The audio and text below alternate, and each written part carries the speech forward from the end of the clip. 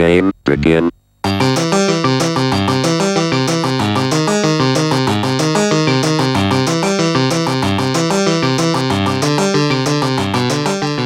Hello and welcome to another episode of the Spy Colony podcast.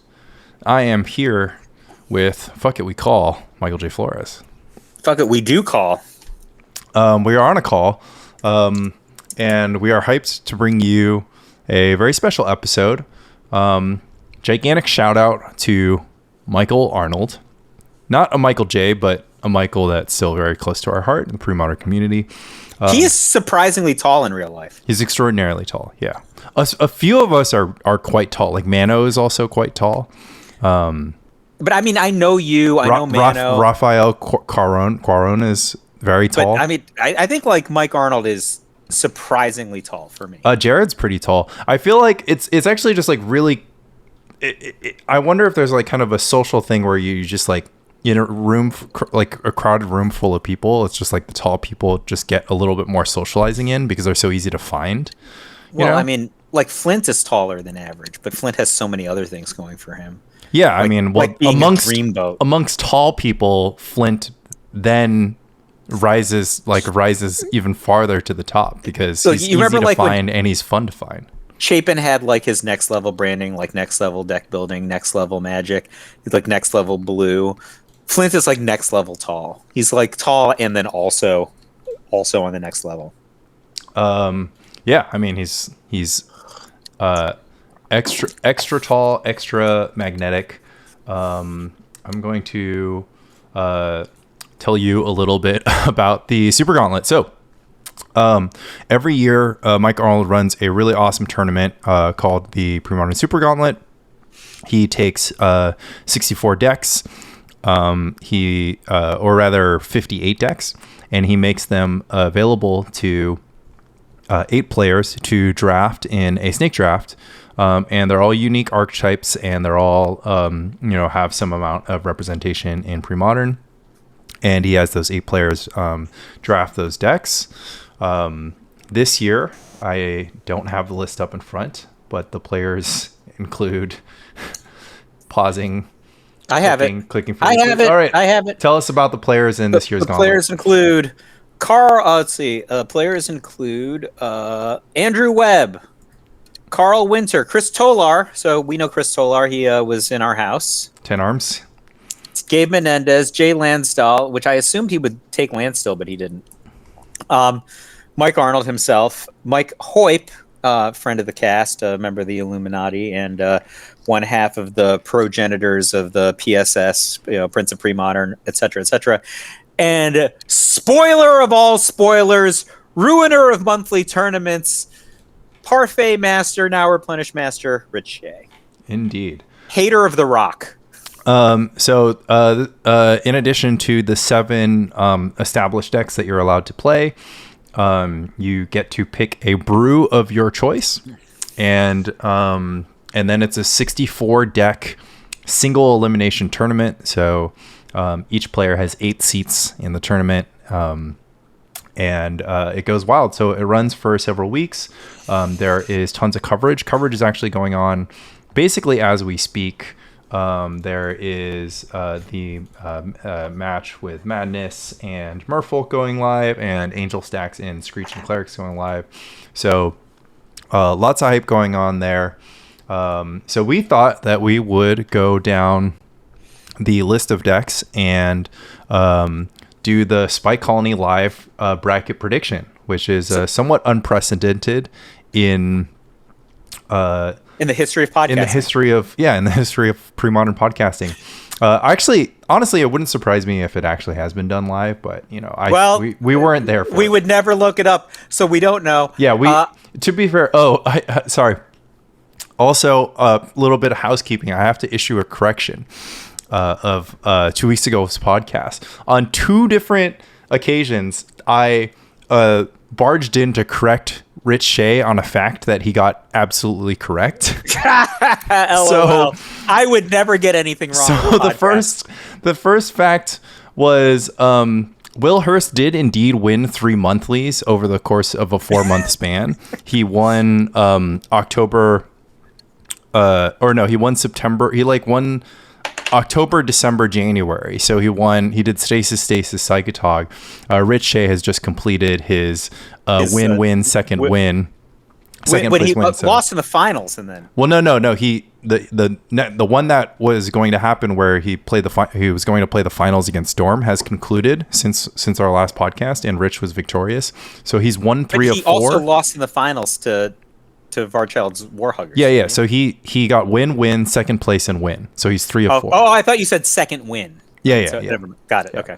And then in additional time, I corrected Rich on saying that Alvaro was on Mano's podcast. Alvaro was on Mano's podcast. He was also on Will Hurst's podcast. So what you're Mano saying did not misremember. So what you're saying is you're always wrong and Rich is always right. Speaking of being always Rich wrong, wasn't wrong a singular time. Okay, so speaking of being always wrong, in my own defense, right? So I did coverage of the draft with Caffeinated last week, right? So that was a hoot and a holler. I had a lot of fun doing it. It made me want to play. Twitch.tv/CloudGoatRanger if the VOD is still up. It made me want to play in the future if Mike would have me, because I feel like there's so many value picks you could get that seem exciting to me. But so Caffeinated says, why don't you fill in a bracket this year, right? I filled in a bracket without knowing what some of the decks were in some cases and knowing what some of the lists were in some cases.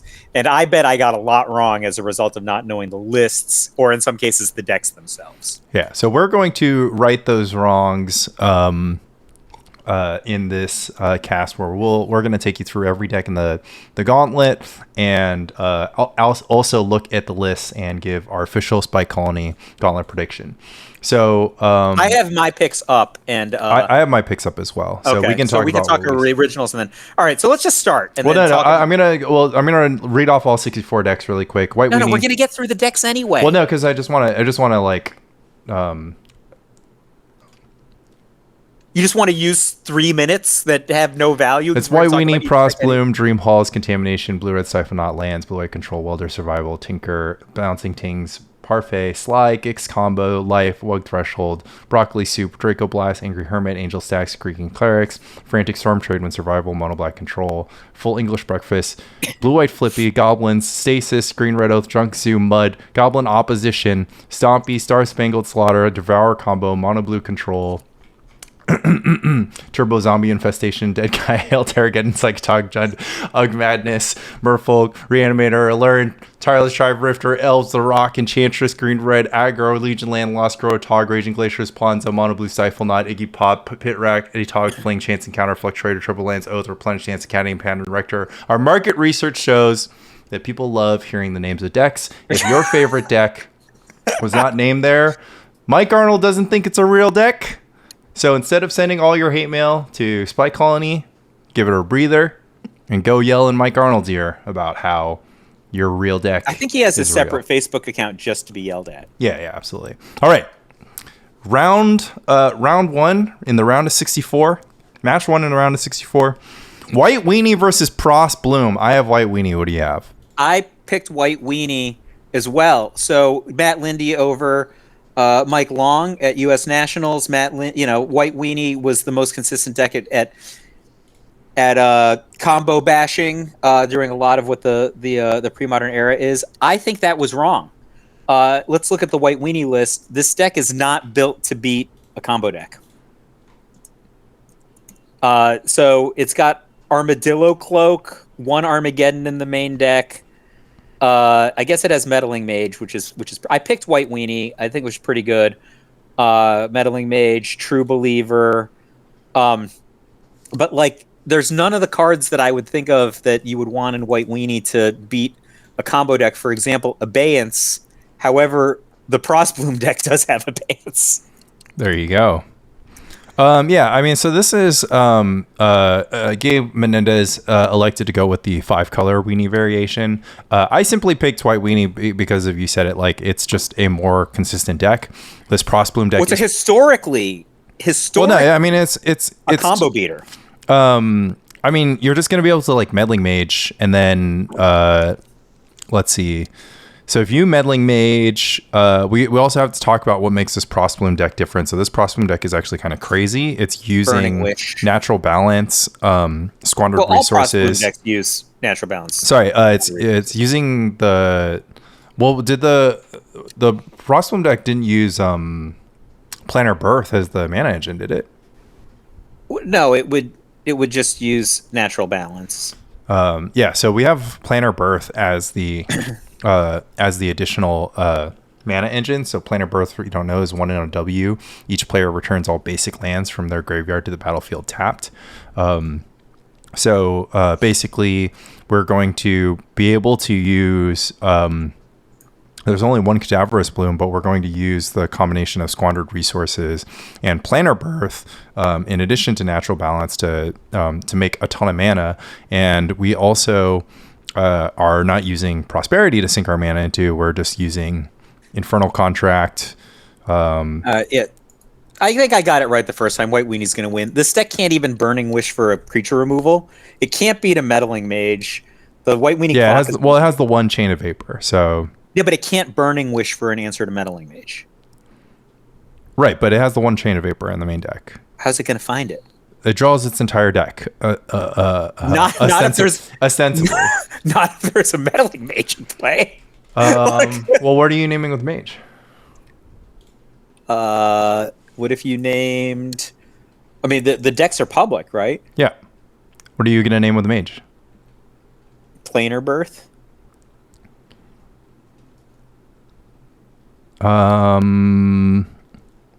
Yeah, I don't know. You might get that if you name Planar Birth with Mage, then you can get your Burning Wish off for. And then what? Well, there's no mana efficient wish target. I guess it can wish for Infest. Yeah, we can wish for Infest, but that is not very mana efficient if we don't have access to Planar Birth. What if we just Meddling Mage Burning Wish? Can this deck win? Is that kind of has the Chain of Vapor. Right? The Chain of Vapor is you're going to draw the Chain of Vapor because you're going to use. So the other thing is Reprocess. Was that in Prosplume OG? No. Yeah, so Reprocess is the draw engine instead of Prosperity. Reprocess is sacrifice any number of permanents, draw a card for each permanent sacrifice this way.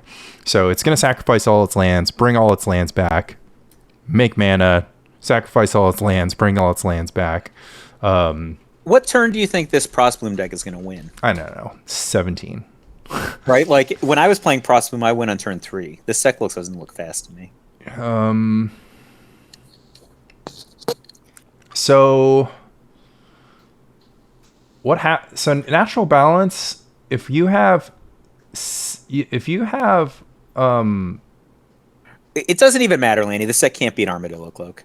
If he gets 2 hits in with an Armadillo Cloak, it's probably over. Because the win con is soul burn. The upper damage he can do is not high enough. I mean, I don't know. It's like a loop. You get all the basic lands. It's not infinite. It's very, very finite. Yeah. I guess we just simply don't know about this Prosplume deck, but the vote goes to White Weenie just because White Weenie is, it's just going to put a decent clock on.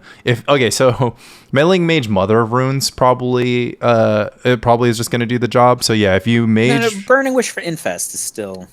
well, you can just Mage Burning Wish, right? Because the and then the Mother of Runes it just stops protects. Chain of Vapor. Yeah, Burning Wish on Meddling Mage with the Mother of Runes in play is game. You're correct. Yeah, okay. Yeah. Next match. So that seems pretty good. So White Weenie, Dream Halls versus Contamination. This one is kind of funny. What did you pick? I picked Dream Halls. I also picked Dream Halls, right? Like, Dream Halls casts its spells without using mana color, right? That's the only thing Contamination has going for it. Yeah, and it also has Lotus Petal. So what's going to happen? I don't think we need to talk about this one over much. We should just talk about what the Dream Halls deck does. So the Dream Halls deck is centered around the card Dream Halls. So Dream Halls is 3 UU. Each player may cast spells by discarding a card that shares a color with the spell instead of paying for its mana cost. So you put Dream Halls in place. You use your Dream Halls to cast a bunch of draw spells to essentially loop through your deck.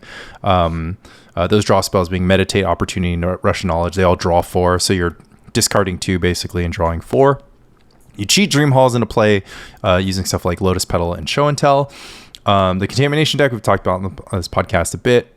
It has a bit of soft spot for game-winning enchantments like Dream Halls and mana-producing artifacts like Lotus Petal, which we have here. So I have a really hard time imagining that the Contamination deck is ever going to do anything right. Draw its like Duress and then set up Contamination and then also have the 3 of Null Rod at the same time to produce a lock. Well, even if it does, right? Like the Dream Halls deck can just explode out, right? Like well, if you have, it's a lock once you have Null Rod. So if you have Contamination Rock plus Null Rod, you get them. But otherwise, yeah. So notably, Dream Halls combo was the deck that put Zvi Moshowitz on the map, right? So Frank Kusamoto, who was the originator of the Magic Dojo, takes credit for the existence of Zvi Moshowitz as we know him, and he put Turbo Zvi on the front page of the dojo, and that's what made Zvi Moshowitz got the ball rolling on who Zvi Moshowitz would eventually become. Yeah. So this is a very 1999-ish deck. And then I also wanted to note that this Dream Halls is winning with Tricks combo instead of Brain Freeze. So Dream Halls there should be pretty easy, should be pretty reliable. Blue-Red Stifle Knot versus Lands. I picked Blue-Red Stifle Knot. I love this Blue-Red Stifle Knot list. It runs 3 Chromatic Sphere. So it's still skimping on Gushes, which I feel like if you're going to run Chromatic Sphere, you should play enough islands to play a lot of Gush. But we're also just a little bit more aggressively slanted. We have the 3 flings instead of 1 or 2 or 0. So this deck is certainly interested in flinging Dreadnoughts, 3 stuff, 4 Vision Charm, a bunch of cantrips, the bolts, the fire ice, a bunch of normal stuff. So I guess the only spicy stuff is 3 Chromatic Sphere. And yeah, our counter package is just 1 foil and 1 daze. So it is so different than the decks that just used Lotus Petal. Like I played a lot of Blue-Red Stifle Knot last year. I thought Lotus Petal was pretty good. Even if you you kind of need it in your mix to fix your colors because the Blue-Red mana base is, you're literally well, we have Chromatic Sphere, so it's just serving the same role. No, it's not serving the same role. Like I could first turn combo with that deck. Yeah, I understand, but with Daze backup. But you were talking about fixing. You weren't talking about acceleration. I'm addressing your point about fixing.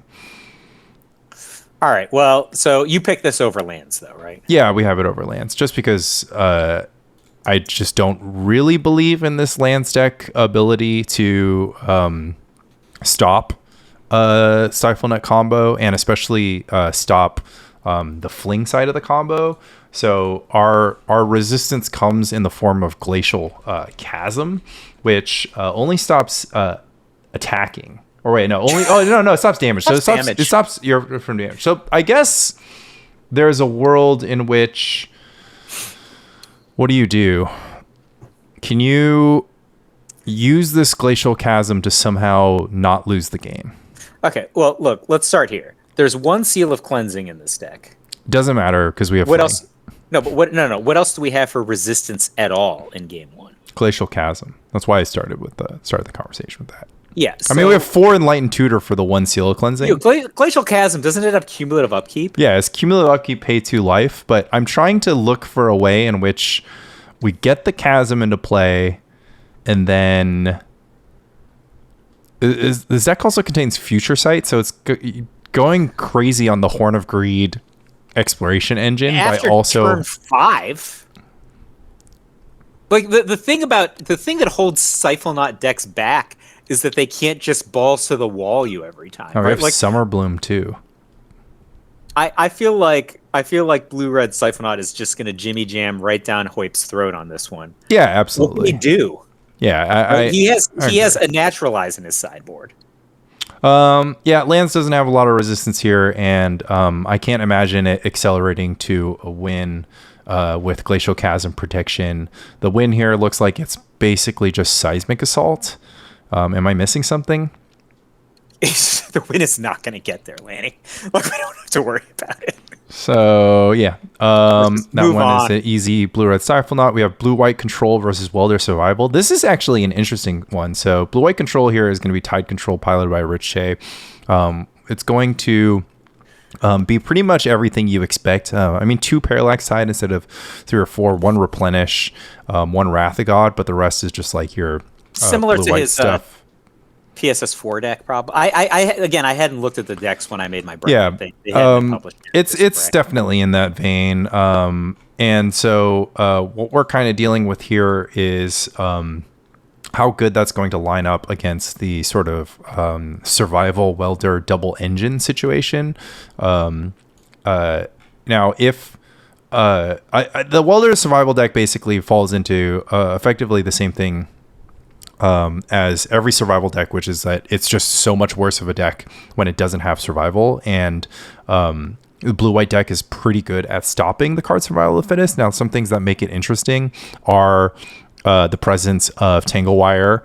And I guess to a small extent, there's Sabo's Web here to stop some of the factory aggression from Rich Shea. But we have 1 Wrath of God main, an additional 2 sideboard, and a humility, right? Does Tolar have a lot of response to humility in his main deck? He has a vigilante. Yeah, vigilante, which do granted is not. Actually, it doesn't work. So Yeah, vigilante does can't answer nothing. humility. So we Right, just need the so- 4 naturalized sideboard. So, I mean, it's at least interesting, but just because Rich would have to have a pretty bad draw to lose, I think. well, blue-white control doesn't have good draws. So one of the nice things about the welder survival deck is that it's not particularly vulnerable to plowshares, because it can just kind of play, it's happy to 1-for-1 creatures because it has plenty going on with regards to the survival engine, being able to poop out multiple creatures, value stuff like the Thopter Squadron, which can sort of be presented in a way that is resilient to plowshares. It's going to be bad against Wrath of God though, but It's only one, you said, right? yeah, well, I'm just trying to imagine. So Tangle Wire protecting your Tangle Wire, making it so that you can resolve survival of the fittest, I think is going to be the key thing here. And we're looking at 4 Seal Cleansing from Rich. So Seal Cleansing notably is really bad at removing things while there's a Tangle Wire in the battlefield. So this is where my thought process came from, having not seen either deck lists at the time.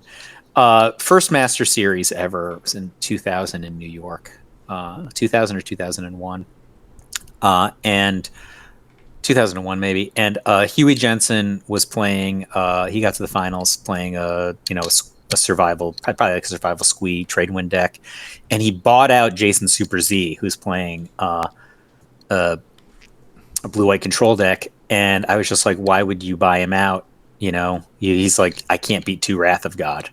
Right. So I'm pretty sure if Huey Jensen can't beat 2 Wrath of God in 2000, then Welder Survival is not going to beat 3 Wrath of God after sideboarding. Well, the one thing I think Survival Welder has going for it is that it does have the lock, and I don't think Rich's deck can beat the lock. I don't think Rich's deck can beat Winnower, Tangle Wire, the Loop. I mean, you can plowshare the Goblin Welder and hope that the opponent doesn't have survival to find 3 more welders, right? And then or kill them. Yeah, but in a sideboarded game, Rich has got the seals as well as a null. Yeah, I think the nulls are going to help. I'll just leave it at I think Rich is going to win, but with blue-white control. But I would not be survived if Welder can steal this. Welder is one of the decks. A survival deck in general is just one of the decks that goes into control matchups with a little bit of reasonable edge, because if blue-white control doesn't draw the resistance tools, then survival kind of puts the there's it's all about survival, right? So if you have unanswered survival, you draw 3 extra cards over the next few turns, and then you never catch up. And then don't agree with you, right? They can have survival and still lose to humility or Wrath of God. That's the thing, right? So the incremental card advantage of survival is mitigatable by the fact that Humility and Wrath of God can just stop you, and if they don't mana lock them with, I think it's just humility because Chris also has the Genesis here, which is going to be hard for Rich to deal with straight up. I don't know how this is going to play out in sideboarded games, but don't forget that Rich can just mana lock the Welder Survival deck if he himself doesn't get mana locked by Winter Orb Tanglewire, right? Well, it's like, but that's the thing. It's like, that's what I'm saying. Is like, Rich is trying to cast a lot of spells that cost 4 mana into a deck that has a lot of Tangle Wire and the ability to buy them back. Blue-white control is the edge here, though, right? Yeah, I'm just saying that. Yeah. I'm just saying that, like, I honestly wouldn't be surprised if, I would say that blue-white control is like the 58% favorite. You know, I think that we violently agree on this one that Welder Survival could win, but that we're both picking blue-white control. Yeah. It's interesting. I do love that Tangle Wire, like Seal Cleansing, is so bad against Tangle Wire. All right, so I did not have the deck lists when I picked Tinker Welder stacks over Balancing Tings. What did you pick? I had Tings, I'm pretty sure, because I think that Tinker Welder stacks is basically going to try to this actually looks pretty stock. This looks very similar to what we saw Alvaro playing with. I mean, we only have 2 Sphere Resistance here, but anyways, put simply, this is Tinker Welder stacks is a deck that puts a lot of permanence into play. Balancing Tings is a deck that destroys a lot, makes you have 0 permanence. So but it has to cast a pretty expensive spell, right? It has to cast a 4 mana spell. So this Welder Stacks deck is going to try to tangle the Balancing Tings deck, but Tings can simply just have so a few things. Tings also has dumb permanence to tap to Tangle Wire. So say we get the exciting draw out of the Welder Stacks deck. We get Tangle Wire into play on like turn 2 with a Soul Land. Maybe we have like Sphere of Resistance into Tangle Wire. Tings has 4 Barb Sexton, 4 Chromatic Sphere, 4 Lion's Eye Diamond, 4 Lotus Petal to tap to this, and they only need to make 4 mana. And I don't know if you've read the card Lion's Eye Diamond, but you do not have to tap it to activate its mana ability. So you can tap it to Tangle Wire and then still get the mana on the back end. Yeah, but what are you going to do with the mana? You can't just cast a card out of your hand, can you? What? You cast a card out of your graveyard because that's the whole function of the deck. So Balancing Tings, for people who don't know, the card Balancing Act is their idea of a fixed balance. I'll read the exact text. So Balancing Act says, each player chooses a number of permanents they control equal to the number of permanents controlled by the player who controls the fewest, then sacrifice the rest. Each player discards cards in the same way. So the way that the Balancing Tings deck works is that every single one of its lands can be sacrificed. So it puts the card Balancing Act on the stack. Then it sacrifices all of its lands, and then it cracks an LED, discarding its entire hand. So it puts the opponent on zero permanents in play, 0 cards in hand. The cards it's discarding are, generally speaking, multiple copies of Aurora the Worm, sometimes Deep Analysis. And then it can have delayed draws by filtering through the card Barb Sexton, which is a slow trip Chromatic Sphere. So there is effectively nothing the Tinker Welder stacks can do to stop from getting completely annihilated by balance, unless they lock the balance player before all the pieces are together. And then even if they do, they could just get Lotus Petaled, like, you know, like the balance player just needs to there's only 2 Sphere Resistance. Sphere Resistance would stop this line, but the balance player can start the turn with all of their permanents tapped, and then just play 2 Lotus Petals and a Crystal Vein, and cast Balancing Act and do their entire thing to put both players at 0. So the core strategy of balance is just extremely resilient against the Tinker Welder stacks. This deck doesn't have too many exciting things to Burning Wish for, so there's at least that, where the sideboard games aren't going to be particularly important, but the sideboard from the Tinker deck is also quite useless. There's an additional sphere of resistance. So sphere of resistance is going to be key here. It's going to stop all the zeros, but the balanced player, Chris, should know. Slow down the zeros. Yeah, should deploy the zeros and just be in a good state. So easy balance. I picked Tinker Welder stacks, and you're probably right, and I'm probably wrong. Okay. Parfait against Sly.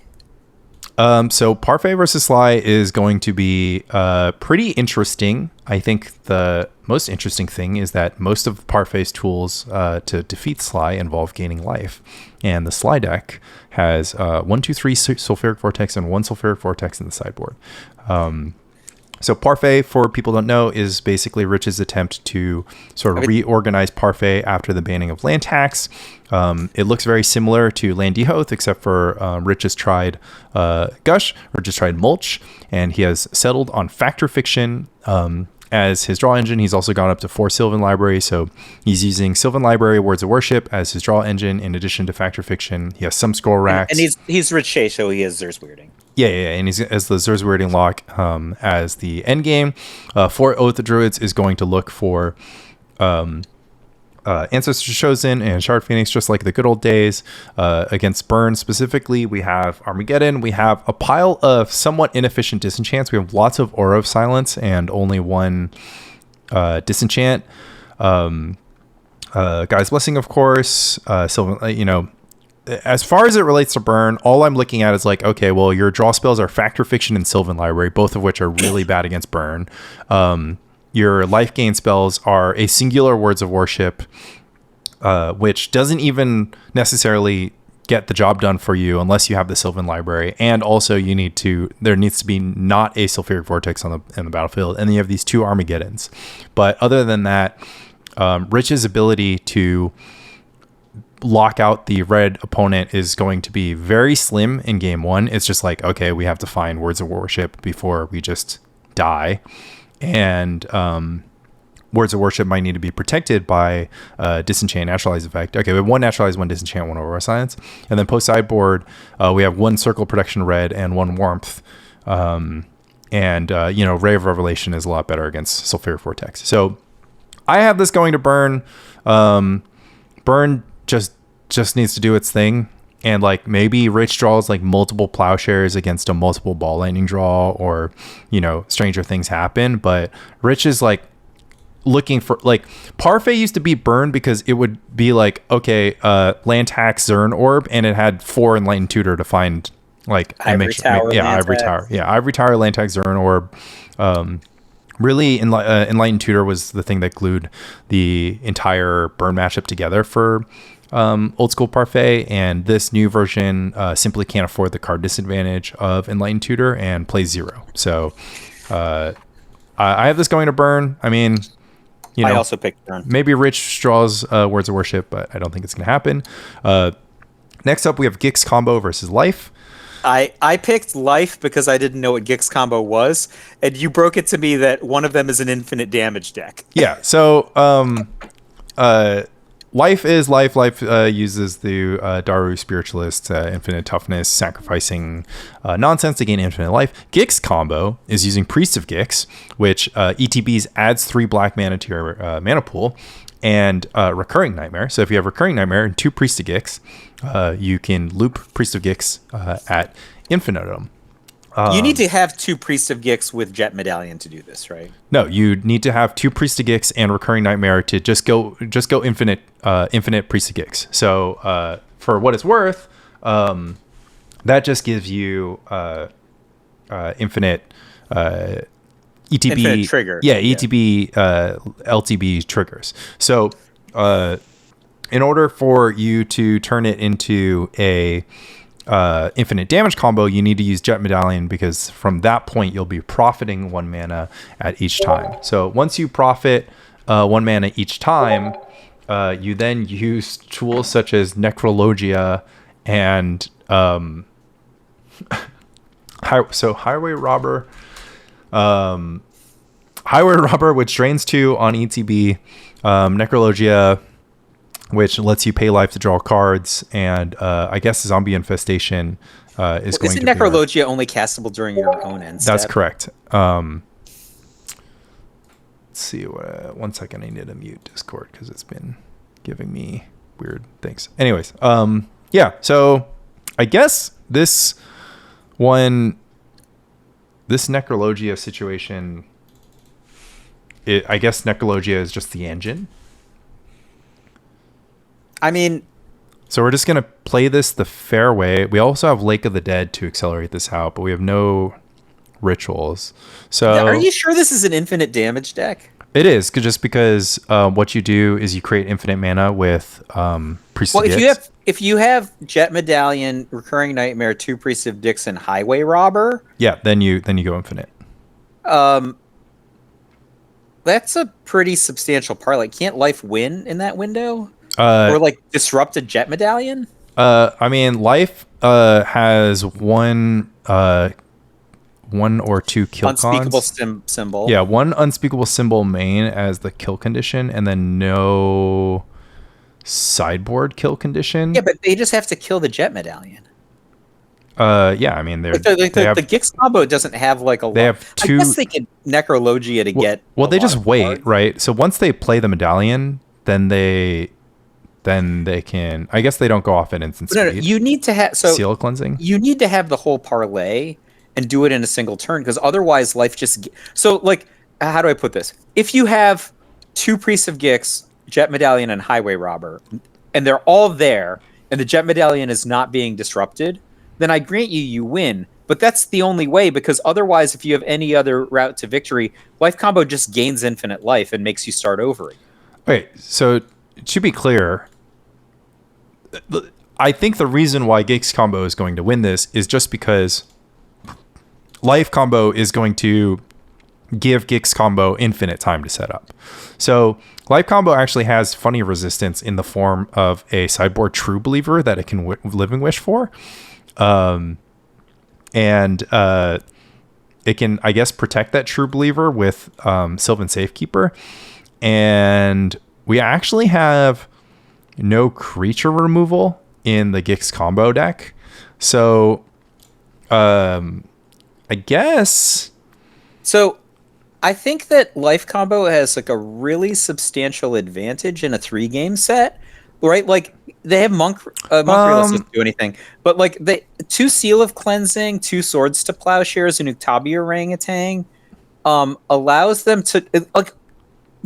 Don't get me wrong. If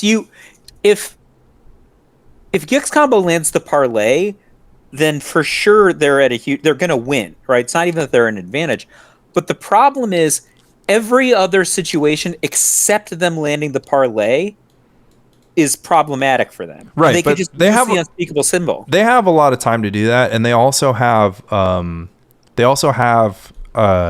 3 Helm Awakening in the sideboard to make it more redundant. The thing is, like, my experience of life combo is that you execute the combo, you have infinite life, and then you literally can't do anything with it. Your deck is only 1/1s. So if you can block all of the one, like, you're waiting to draw unspeakable symbol, and then even then, like, you know, Gix combo can conceivably just buy enough time by having chump blockers, right? Like, well, so it's life combo is like weird situations, right? Like you just have like 2 or 3 creatures in combination. Like you can just never lose to a 12/12, even if you don't execute the whole combo, because they can't get damage through. You can just keep attacking them, right? Like there are weird things going on. Don't get me wrong. I'm probably wrong on my pick. I'm just saying Gix combo's path to victory is there's one road, right?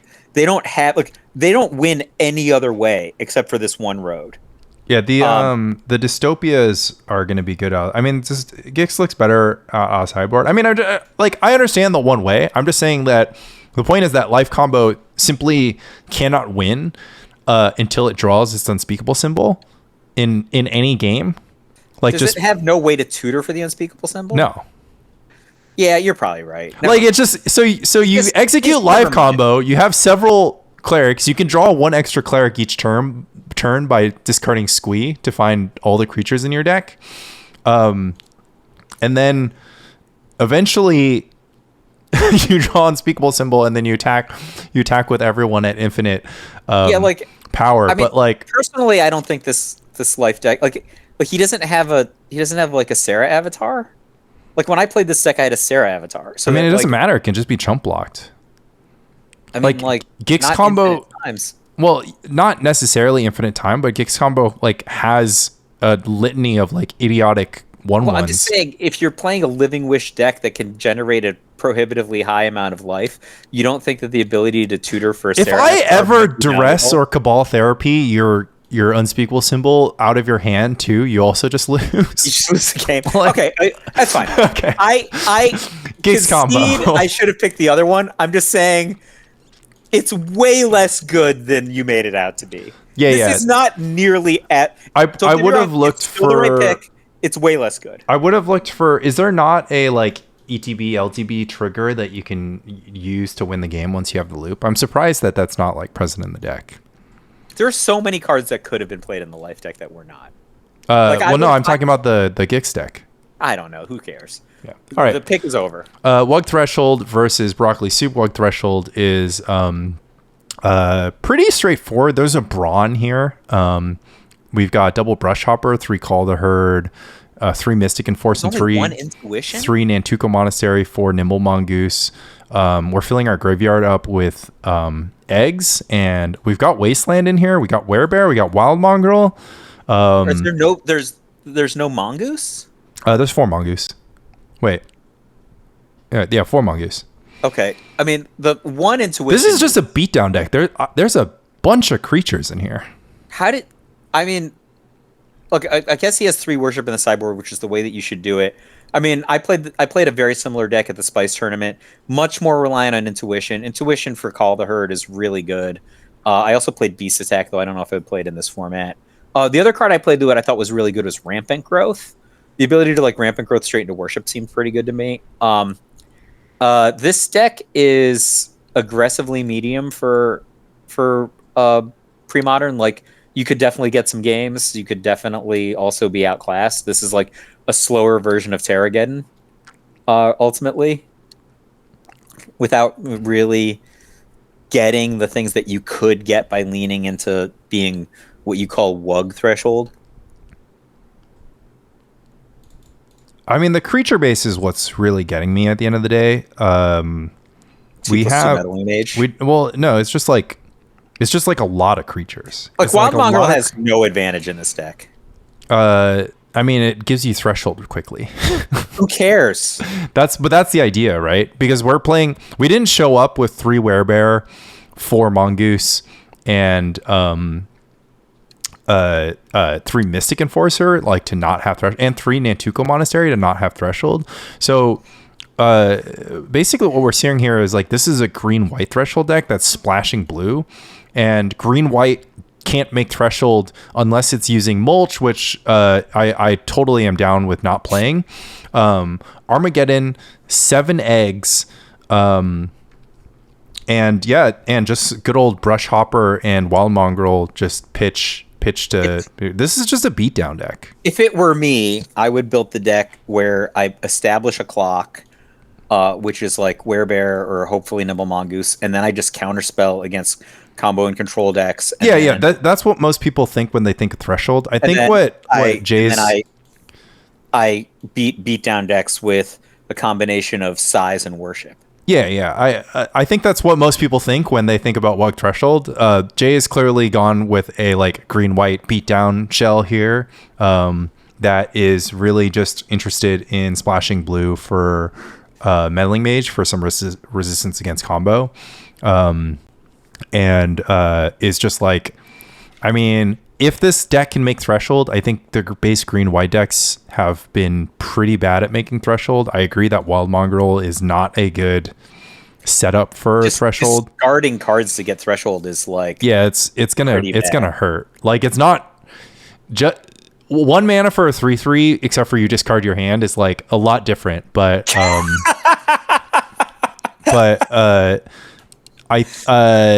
that said, the pairing looks good against the black-green beatdown deck. Wug Threshold over Broccoli Soup. Because the black-green threshold deck, or the black-green beatdown deck, basically has a bunch of smaller creatures and not very many answers to Mystic Enforcer, which is like chief among the cards that are in the Wug Threshold deck. But so if you just look at the thumbnails, it's Mystic Enforcer versus Phyrexian Negator. I'm just like, But I wonder who wins. Notably, 4 Withered Wretch in this matchup is going to be sick. Oh, actually, that is. I missed that. So we're literally Plowshares Armageddon is our only answer to Withered Wretch. So I mean, like if there was some sort of dystopia or diabolic edict or whatever, it could easily go to broccoli soup. But I mean, that's fair, but the 3/3 Mystic Enforcer still holds. Yeah. Well, I mean, especially you just put a cloak on it, like JS cloak. Interesting. give the Elon Mystic Musk Enforcer something interesting. to wear. Yeah, I mean, it's not that interesting. I picked Wug Threshold. At Wug Threshold, this is going to be a matchup where combat is going to happen, so you love to see it. Draco Blast versus Angry Hermit. Who is the Angry Hermit pilot? The Angry Hermit pilot is Michael Hoyp. So he's got the Bible from his good friend. So 2 competent players, both monthly winners. The Draco Blast player is Rich Shea. Look at this anti-blue stuff that's gone into the sideboard of Angry Hermit these days. 1 Carpet of Flowers, 2 Defense Grid. Gilded Drake. Interesting. Orm's Chant. But otherwise, your mom's Angry Hermit compared to Draco Blast, which is, black-red mid-range. We have Hypnotic Spectre Ritual. We have, of course, the Insidious Dream set up for 1 Draco, 1 Neurotic Explosion. Rats. We have 1 Scroll Rack to get ourselves out of drawing Draco. Drawing the 1 Draco. Skeletal Scrying is excellent. So what do we think is going to happen? I Discard against discard. Well, one of these decks just wins outright. The other one gets you 75% of the way there. I mean, also less mana. We have 3 Shallow Grave from the Angry Hermit side, so there's nothing Draco Blast can really do about getting Shallow Grave. You can't have picked Draco Blast here.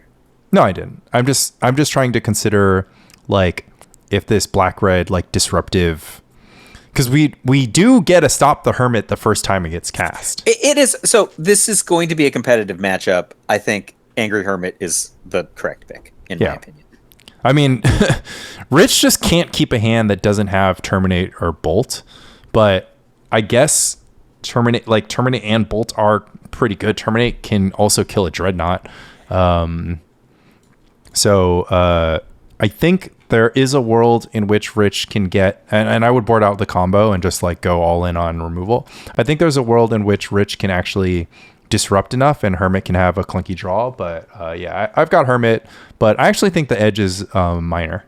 I think like a disruptive deck that can then put a clock on is going to be good against a somewhat inconsistent deck that I would be surprised if Dreadnought could get through Terminate, Duress Cabal Therapy, and then at that point you're basically hoping to stick a Sylvan protecting Angry Hermit or to Shallow Grave your Angry Hermit. To me, these are 2 real decks. Draco Blast being a deck that I like, Angry Hermit being a deck that I believe to be one of the elite decks in the format.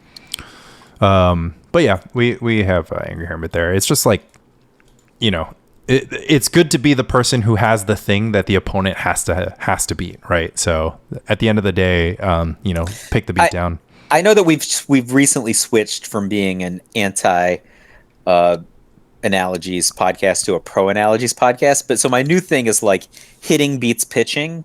So like no matter how good pitching is or no matter how good defense is, offense always wins in the long run because defense never ends. You have to be perfect at defense forever in order to win a defense. Anytime offense gets through, you get your head bashed in with a baseball bat. Yeah. So absolutely. I mean, and we talked about that with the threats versus answer situation. I do not know what to make of Screeching Clerics versus Angel Stacks. That's a matchup that's getting played today. Who did you pick? I picked Angel Stacks. Same. I think we could just move on. Okay. We don't need to talk about every deck. There are interesting decks we could talk about.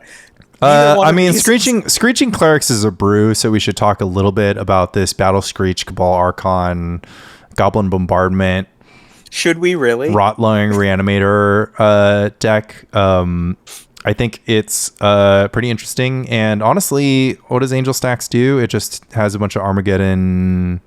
How much Wrath of God do we have here? We have Windborn Muse as our answer, and Smokestack. I tell you what's not a good card against Battle Screech. Smokestack. Smokestack's not very good against Battle Screech. Oh, we have Parallax Wave. So Parallax Wave is our... You know what? I think Angel Stacks is like has more... Like, I just don't see the Screeching Cleric's plan coming together. But a lot of the Angel Stacks cards are actually not that good against the Screeching deck. So yeah, but like first turn Exalted Angel's always got to be pretty good. Plausibly, you are among the there's no most Mox Diamond in here. There's just Marble Diamond. Yeah. Okay. So we're gonna have to wait until turn 2 morph, turn 3 flip. Well, in my imagination, because I didn't have the deck lists, like I hear Angel, I hear Stacks. That's one of the classic Legacy decks. I assumed that there would be a fast Exalted. Yeah, the Mox Diamonds are in the Screeching Cleric deck. Anyways, Angel Stacks will vote for it, but that'll be a fun one to watch. Frantic Storm versus Tradewind Survival. That's a good match. Like two solidly excellent tier 3 decks, basically. This Tradewind Survival deck has the Feb combo in it. Lol. It's like when Blue Green Madness has the Feb combo, like the narrowest Feb combo in the world. Yeah, Devourer, Trike, one Shapeshifter, one Devourer, one Trike, and then the rest is your Angry Tradewind. Can we do anything to stop Storm? I mean, I picked Storm. I mean, Storm's just faster, right? It doesn't even have to be fast. What is it worried about? Just Feb combo? Winter Orb? I mean, it could possibly be locked by... Like, if you sit around doing nothing literally for 4 turns, you're going to get locked by Tradewind Rider. Are you? Does it take 4 turns to set up Tradewind? It feels like it takes, like, 11 turns to set up Tradewind. I mean, the Tradewind deck has other things going on, right? It doesn't have some counterspells. It doesn't have counterspells. Again, I didn't have the deck list. It doesn't have counterspells or... We know that you don't have the deck list, Mike. Look at it now. All right. It has no opposition, and it has no counters. Oh, no opposition and no counters. It's like easy win for Frantic Storm. Yeah, and Frantic Storm could sometimes beat opposition anyways. Or I guess it can't like be completely getting locked up by opposition, but Frantic Storm's going to get there. Mono Black Control versus Full English Breakfast. I picked Full English Breakfast. Is there any reason Mono Black Control would win? It basically can't defeat the card Survival of the Fittest. It's just so slow. As a result, yeah, that's just going to be that.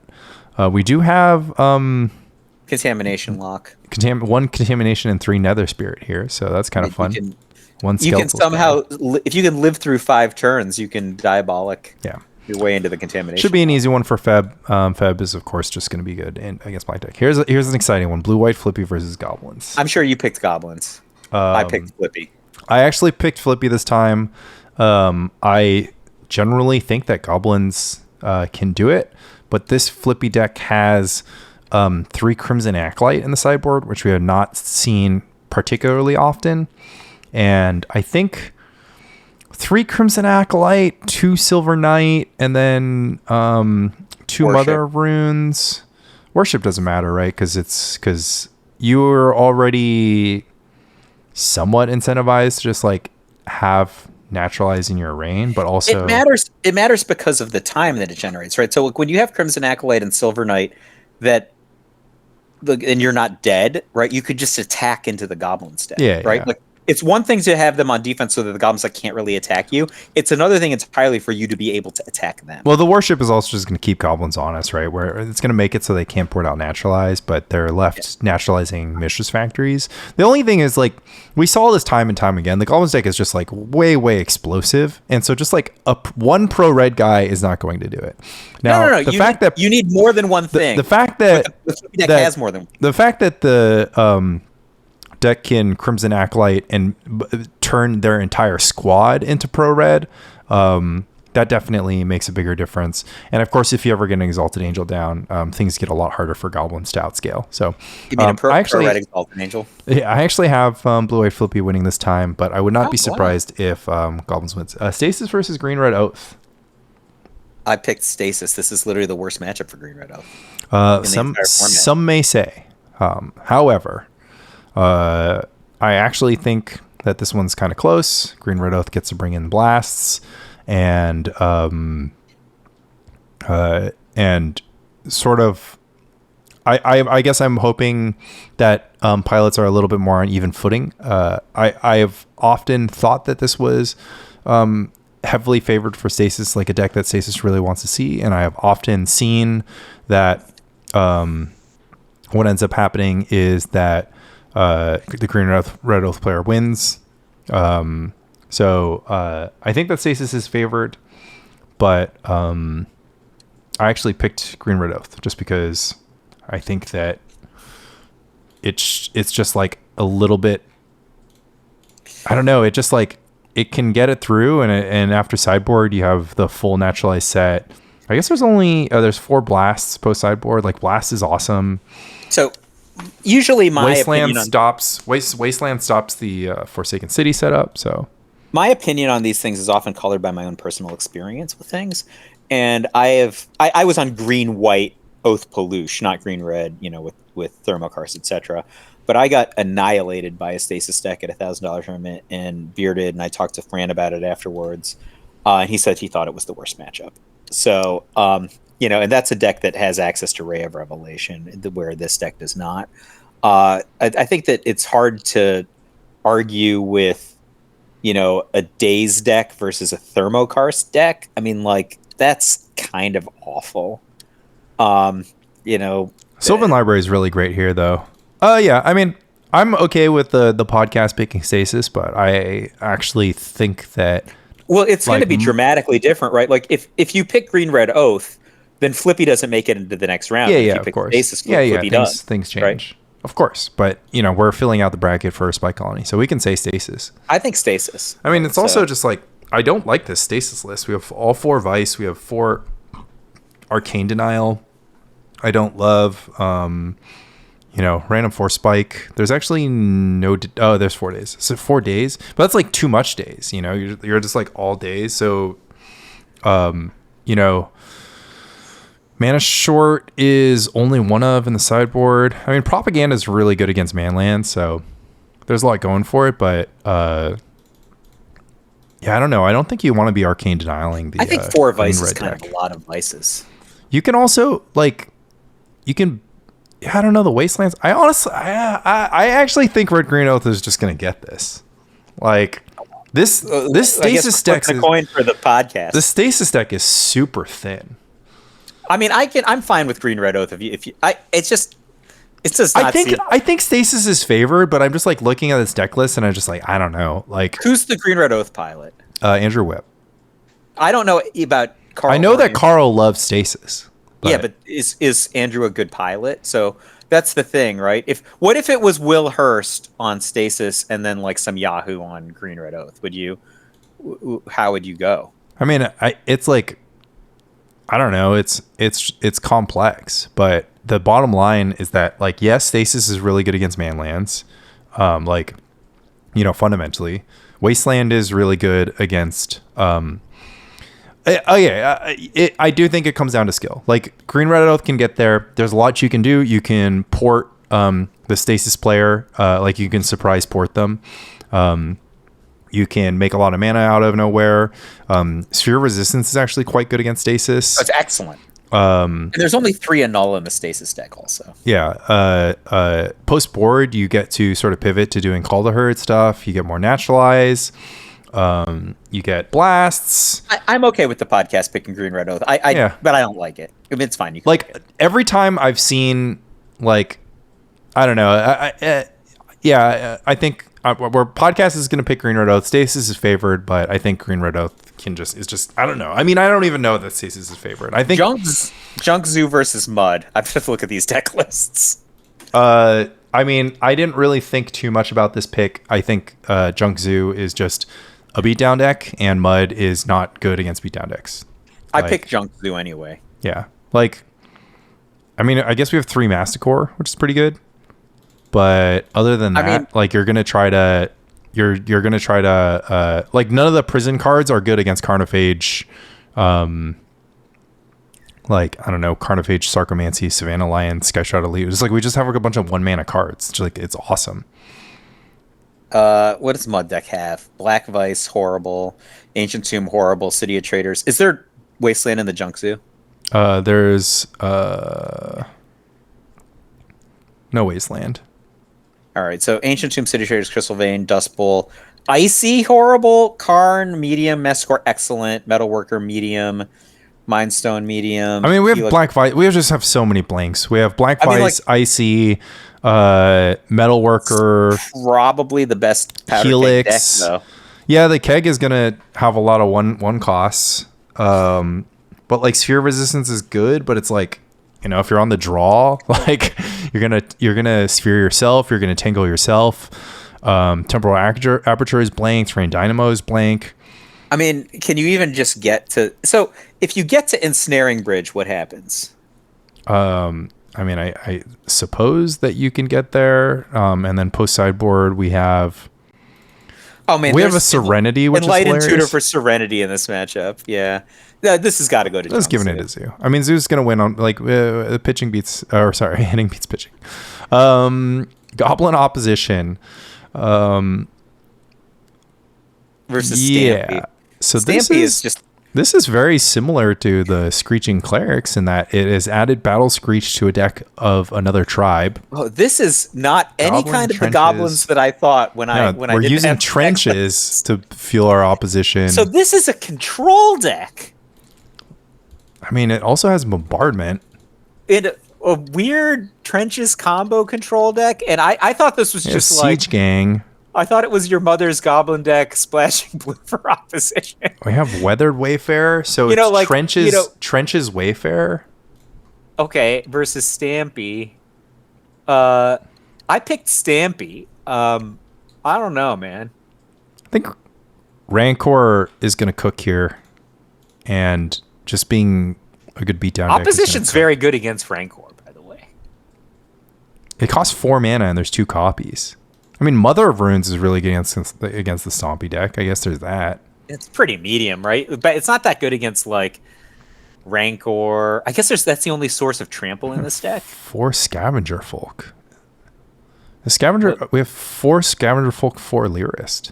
Yeah, the Lyrist is just going to... It's awesome. It's just going to get you, yeah. Okay, anyways. Stompy wins, yeah. Okay. I mean, like, Battle Screech is good for delivering the trump. I mean, it just doesn't matter, right? Size is going to be all the guys are like 2-3 for 1. Yeah, you're not losing to battle. I mean, we get a board bolts and fire. So ice. The sideboard makes the deck playable. It's like Exalted Angel, Lightning Bolt, Fire Ice, Hidden Gibbons. Let's go. Oh yeah. Do you know what the card Rushwood Legati is? Yeah, it's a 2/1 for 3. It's good against blue. If your opponent controls an island, it's just a free 2/1 against blue. Amazing. All right, Stompy wins. Star Spangled Slaughter versus Devour combo. Would you say Mike Arnold hates this matchup? So I picked Star Spangled Slaughter, which is wrong. I don't know why I picked that. BK lost to Devourer combo at LobsterCon. He said he could never beat it. BK ran 0 counterspells in his LobsterCon deck. Well, I picked Star Spangled Slaughter having not seen the specific deck list because I thought that Meddling Mage was excellent against Devourer combo. Meddling Mage is excellent against Devourer combo. I assume there's Meddling Mage here. Yeah. Is there what life gain is there? Well, why are you looking for life gain? So you can get out of fling range. The game where Rich got out of fling range from life gain went really, really long. Like, that's not going to happen here. Like, you don't get out of fling range. Not is the right pick.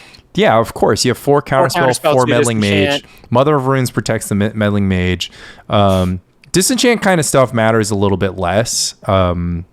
Blast actually pretty relevant, right? There's 3 red elemental blasts. Yeah, Blast is excellent against Tinker and Intuition. Null, excellent. Yeah, Star Spangled Slaughter. Yeah, got it. But yeah, basically Counterspell Meddling Mage Beatdown is going to get Devour combo. Devour combo basically has to set up Defense Grid and answer to Meddling Mage and full combo. I just don't see it happening. Should be pretty easy for this girl. Mono Blue Control versus Turbo Zombie Infestation. So I had to look at this list. I didn't. I assumed Turbo so Mono Blue is Mono Blue Tide. Turbo Zombie Infestation the Andy deck is Ashen Ghoul, Careful Study, Squee, Krovikan Horror powered, like just discard synergy. Who do you think is going to win? I picked Mono Blue Control because it's one of my favorite decks in the format, the Andy deck. I think it probably has 0% chance against this deck played. Yeah. Zombie Infestation is definitely winning here. Like, if it resolves the card Zombie Infestation, like, what does Rich There's have? Just no cards that interact. Just like this, it just doesn't like it's over, and it's over quickly too. And then if it's not over quickly, like it can just. I don't know. All it needs is 2 swamps and a Zombie Infestation. But in case it doesn't, it can also just Icarid the blue deck to death. Is there Ashen Ghoul also? Yeah, this matchup is like unwinnable for Mono Blue Control. Sorry, Zombie Rich, Infestation fans, rise up. We have Dead Guy Ale versus Terragon. Finally, Terragon. Pretty easy one to predict. I think the Armageddon deck is going to be. Was this an Exalted Angel deck? I wasn't sure if it was like a. It is an Exalted Angel deck. Oh yeah, so 0% chance. They can never beat Armageddon. Yeah, they have Mox Diamond here. So Jay Lansdale has decided to go all in on acceleration. We have 4 Ritual, 4 Ritual, 3 Mox to power out Arenas, Negators, 2 Hippies, 4 Angels. We're playing a bunch of different lands to make a lot of different colors. We have Weather Wayfarer in our Dead Guile deck. I think Terrageddon is going to be the superior Wayfarer deck. I guess it's interesting, but I guess Jay made it at least interesting by having a crazy approach to his Dead Guy AL list. So they're just going to do Weathered Wayfarer standoffs, which is pretty cool. They both have Plowshares. I think Call the Herd is just going to carry the day here. Because you don't have to hit the opponent with Terravore too many times to end the game. Yeah. We have Terrageddon. Credit to Jay for reimagining what the black-white deck can look like. Psychotog versus Jund. I picked Psychotog. I have to look at the Jund deck now. I have Jund. Let me look at the Jund deck. I'll tell you. If most blue-black decks can't deal with Call the Herd, so that's what I went with. Is there Call the Herd in this deck? Yeah. This is the Reanimate Twisted Abomination deck. Oh, okay. I will point out something that I think is a little bit of an oversight. I think this Jund deck should definitely contain Terminate. As it is written, it cannot get past Twisted Abomination. Okay, so I agree with you. Jund should win. The number of threats in the Psychotog deck are... It's just the Twisted Abomination. It's just the Scam deck. So it's Psychotog, Reanimate, Abomination. Okay, and then the Jund deck has let's see here, Cabal Therapy, Cursed Scroll? Yeah, it's basically a beatdown deck. It has Call the Herd, Grim Lavamancer, Mesmeric Fiend, River Boa, Rancor. Just a preview for Treetop Village, Wild Mongrel. I would have played this as the Rock, splashing for Contested Cliffs if I had that. You would play Terminate in your Jund mid-range deck. I certainly would play Terminate. I'm just saying that my shell would have been the Rock. So we have this going for Jund. Terminate, of course, is an answer that's not present to Twisted Abomination. Maybe Psychotog can get Twisted Abomination on the battlefield and change things. We have Blue-Green Madness versus Merfolk. This one, I think, is super interesting. I need to look at the Merfolk list. There's just been some discussion about this, but I always have Blue-Green Madness winning this based on the size of their creatures. But there are a few things of note. One is that the Blue-Green Madness deck does contain islands, so it can get island walked. It's flashing white for Meddling Mage and Plowshares here. and the plowshares are mostly in the sideboard. Meddling Mage, notably not that exciting against Merfolk. And Michael Arnold claims that Winter Orb, Waterfront Bouncer, like the disruptive aspects of the Merfolk deck are going to carry him across the line again. So I think I could totally see him winning on the Island Walk front. So I picked Blue-Green Madness again, same as you. Size of the creatures, all other things held equal. I mean, Survival Squee versus nothing is kind of... Well, he's trying to win on the Island Walk front, but Madness's creatures are bigger and also have flying. And Merfolk is trying to get it together with 3 mana Sequata Firelancer, Merfolk Traders, Tidal Warrior. It's just like White Weenie, but it has to draw the Lord of Atlantis. Madness, hilariously, sometimes just doesn't draw islands. I think Mike is expecting Wasteland, Winter Orb, and Waterfront Bouncer to carry the day. And my expectation is that it's not going to be enough against just generally larger sized creatures and one plains, more one long game. One plow. This is wild. 0 wasteland. Just make a note that there's 0 wasteland. Yeah. And then post sideboard, Rich just gets to board in Pyrokinesis Cave in. So I have this going to Madness. I think I have this going to Madness. I think it's just Madness all the way. Yeah. And by the way, I think Madness is one of the worst or most overhyped decks in the format, but it's got to be better than Merfolk. Reanimator versus Alioren. Nothing too exciting about this Reanimator deck. It basically has all the expected stuff.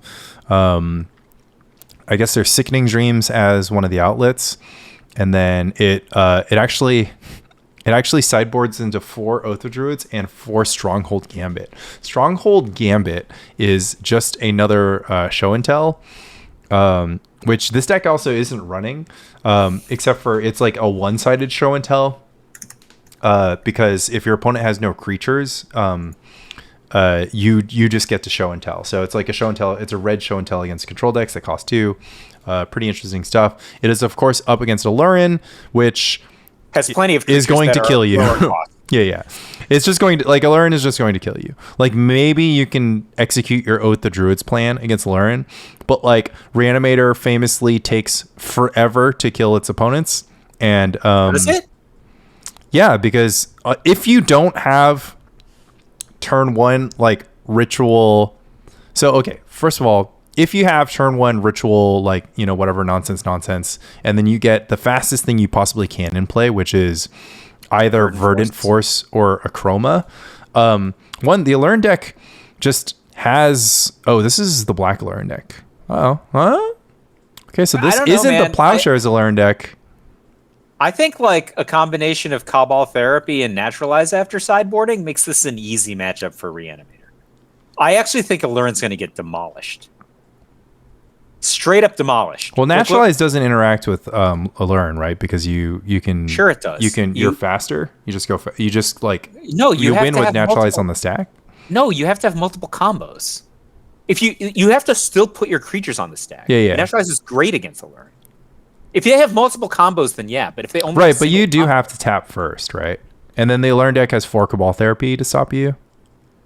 I mean, but the Allurin deck has... I'm sorry, the Reanimator deck has Cabal Therapy also. This deck is using Phyrexian Rager. I think I would put my foot down on this one. I think Reanimator is a huge advantage here. I mean, Mana War is good. Is there Survival of the Fittest in this deck? It's in alphabetical order, so you can always look for a card that way. No, this is just straight Bug Allurin with some mid-rangey changes, but it is using the Mana War Spike Feeder win. Yeah, but I'm just saying, Mana War to disrupt Reanimator's Plan A is the thing. That I was thinking.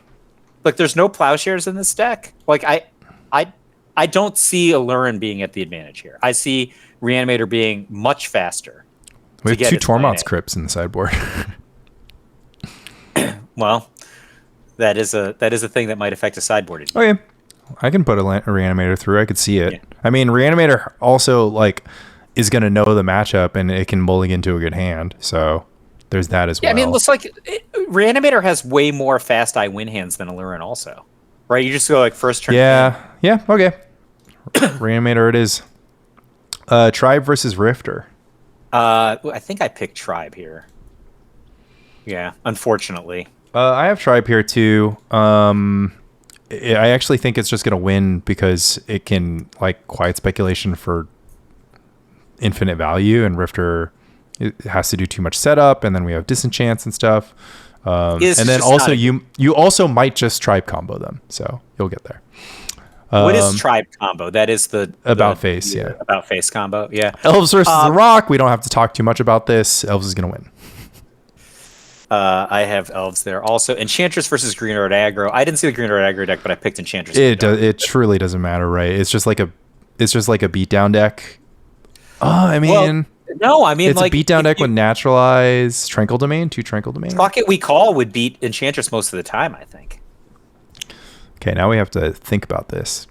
All right, I mean, if Enchantress ever gets Opal Wave down, it's game over. This deck is just Fuck It We Call with main deck Naturalize. I mean, there is Riverboa. Riverboas are present. There's Reckless Charges too. Yeah, so there's 2 Tranquil Domain in the sideboard. I think this is actually pretty sizably in favor of Green Red Aggro. Interesting. 3 Elephant Grass. The Plowshares are back in the sideboard. Okay. So the way that it worked is, if you're just playing straight red, right? The Fuck It We Ball any type decks. The way that almost all the games worked was you were winning, and then you don't finish them, right? They pillow fort you, and then they win. And the presence of a single Naturalize would often flip that. You're talking about a deck that can go to 4 Naturalize, 2 Tranquil Domain. I feel like it's almost impossible. We have Sulfuric Vortex, is pretty exciting, but we don't have Fire Blast. I think one of the things, we even have Earthquake in our creature deck to fight. Huge favorite for Green Red to fight the. Okay, yeah, I see it. I see the vision. I mean, it just has to be a little bit annoyed by Elephant Grass. Elephant Grass is gonna be pretty obnoxious. No, not really. Like you could just. So you can burst damage. So this deck also has Wild Mongrel that you can just burst damage them on the last turn. It just doesn't matter. And you have Reckless Charge. All right. Legion Landloss versus Grotog. I mean, I didn't know the Legion Landloss deck, but I just assumed it was mono green Oath Thermokarst, in which case you annihilate Grotog, right? Yeah, but there's no Oaths. Why is there no Oaths? And there's no Sphere of Resistance. And there's no really anything. So this is Birds, Call the Herd, Creeping Mold. I guess we're splashing red with this Karplusan Forest so we can sideboard in Earthquakes and Slice and Dice. So Slice and Dice in our Birds of Paradise deck? Masticore, Baloth, Port. So yeah, Stunted Growth being the highlight here. But yeah, we're doing the Thermokarst Winner's Grasp thing. Generally speaking, I like Grotog, especially Accumulated Knowledge Grotog against decks like this. Accumulated Knowledge Plowshares Grotog. If you just put Quirion Dryad or Psychotog on the battlefield, and then it's not going anywhere. It's just not it. Yeah. This is easy win for Gat. Raging Glaciers versus Ponza. This is effectively a mirror match. Mirror match with one deck has Thawing Glaciers. So the Ponza deck is running 0 Stone Rain. It is electing to go for just the 4 Pillage. This is kind of similar to the mid-range Ponza deck that we saw win Spanish Nationals, I want to say. And Avalanche Riders. Avalanche Riders is pretty sick here. These are just the same deck to me. I have Raging Glaciers winning because I just assume that it's a little bit bigger, and that's going to make... Wait, hold on. Let's look. I want to look at the Raging Glaciers list. So the Raging Glaciers list, not the Ponza list. Sure. So the Raging Glaciers list... So Carl just didn't look at the Raging Glaciers deck that Phil posted last year.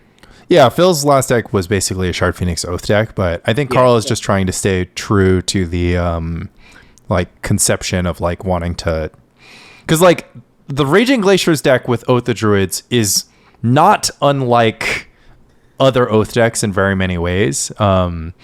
Like, I guess it doesn't have Terravore, which is the big difference, but like overall, it's just kind of like, okay, like.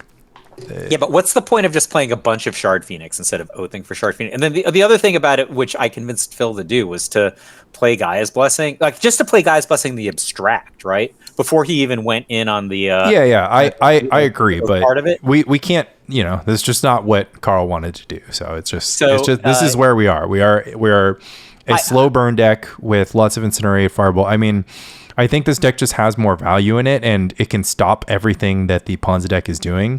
And I think it also just plays a lot of lands. What are the land counts on each deck? So Carl's got 3 Dust Bowl, 14, 15, 16, 17, 18, 19, 20, 20. It's got to be more than 20. 25 lands, it looks like. Yeah, it should be tons. 25 lands, including 3 Thawing Glaciers and 2 Dust Bowl, and then Rich is how many lands? Yeah. I mean, the Thawing Glaciers, for what it's worth, is probably getting wastelanded, or pillaged, or Avalanche Riders before it ever untaps. So here's the thing: it's the last Thawing Glaciers that gets you. Yeah, right? exactly. Yeah.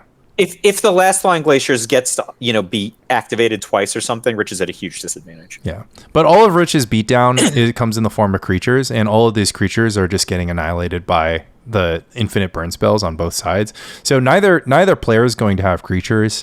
Gitu encampments, like they both have the 4-pack of Gitu encampment or whatever. But the thing is, like, Rich is just playing more creatures, and Carl is playing like Dust Bowl, which can trade Mountain for. Mishra's Factory. It can navigate really well because obviously if you hold up Dust Bowl during your opponent's turn, they can never get value pillage on you. So yeah, overall, Carl has an advantage just because of Carl has rage. Well, Carl also just has Phyrexian Furnace, which stops the opposing Shard Phoenix. So aside from just getting all 12 of the burn spells are going to stop the Lavamancer Dwarf Miner nonsense. But actually, it's so funny because, actually it doesn't matter. But the Raging Glaciers deck goes bigger, and I don't think that changes after sideboarding. I think it's practically a mirror match. Siphonaut versus Iggy Pop. Iggy Pop is a Glass Cannon-ish combo deck that has a really hard time with Mono Blue Siphonaut. Not much to say. I picked Mono Blue Siphonaut. I assume that it's like Selden. The biggest, it's card for card Seldens. The biggest reason why Mono Blue Siphonaut is really good against Iggy Pop is that when you cast Ill-Gotten Gains, your opponent can discard foil, island, anything, and then get a free foil. Like if they just have foil, they can just get you. Iggy Pop's an awesome deck. Doesn't beat Siphonaut. Pit Rack versus Atog Fling. Ooh, what is Atog Fling? Atog Fling is Ancient Tomb, Ankh of Mishra, Atog Vice, City of Traders Fling, Howling Mine against the Pit Rack deck. Lightning Bolt, Mindstone, Mishra's Factory, Mountain, Mox Diamond, Phyrexian Dreadnought. The Dreadnought just gets flinged here. Yeah, the Dreadnought just gets flinged here. There's 3 Dreadnoughts, 4 Tangle Wire, 3 Winter Orb. This one is hilarious. It's a Winter Orb Mishra's Factory deck. It's a Howling Mine deck. It's an Ankh deck. I don't know what to say about this matchup. I think a Howling Mine is pretty good against Pit Rack. Yeah. And this bottomless pit deck literally cannot take Howling Mine off the battlefield, save for 1 powder keg sideboard. So yeah, I've got Atog Fling advancing, but honestly, this deck seems so banana. I mean, I guess the big point is that if it Atog Flings you, it gets you. These Black Vices are never getting paid. So, but then you have like sideboard. I don't know. This deck is insane. Maybe it beats I think it's got to go to Atog Fling. I picked Pit Rack originally, but Chance Encounter versus Fluctuator. Chance Encounter does not have that much to beat Fluctuator, but notably this Chance Encounter deck is actually a Chain of Vapor 2 Tide deck. And it is got 1 Mana Leak, 2 Memory Lapse, 2 Predict. I don't think this has enough to stop from just getting Fluctuator. I mean, there's Counterspell, but it's just going to take too long to set up. Counterspell the Drain Life? Null's good.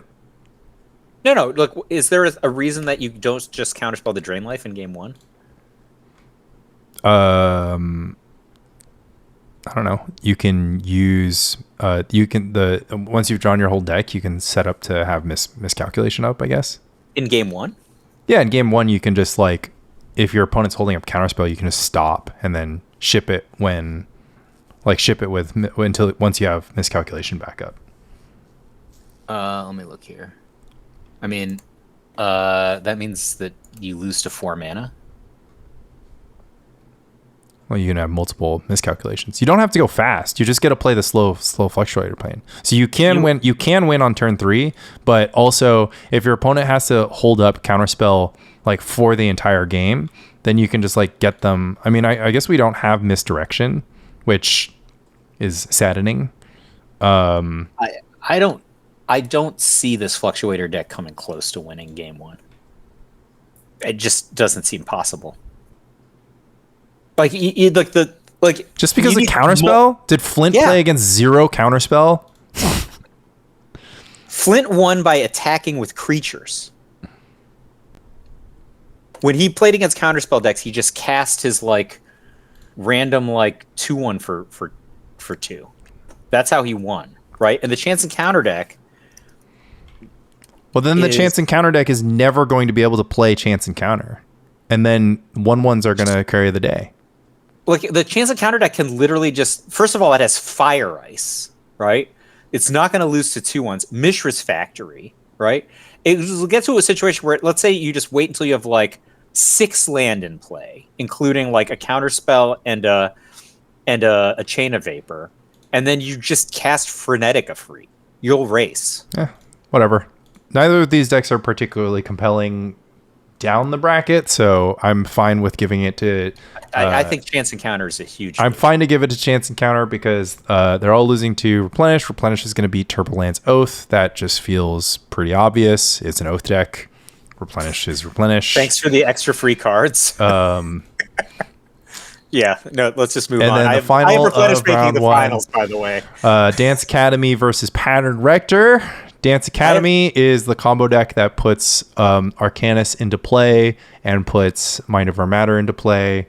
And how it does that is quite complicated as Buried Alive, Shallow Grave situation, crazy deck.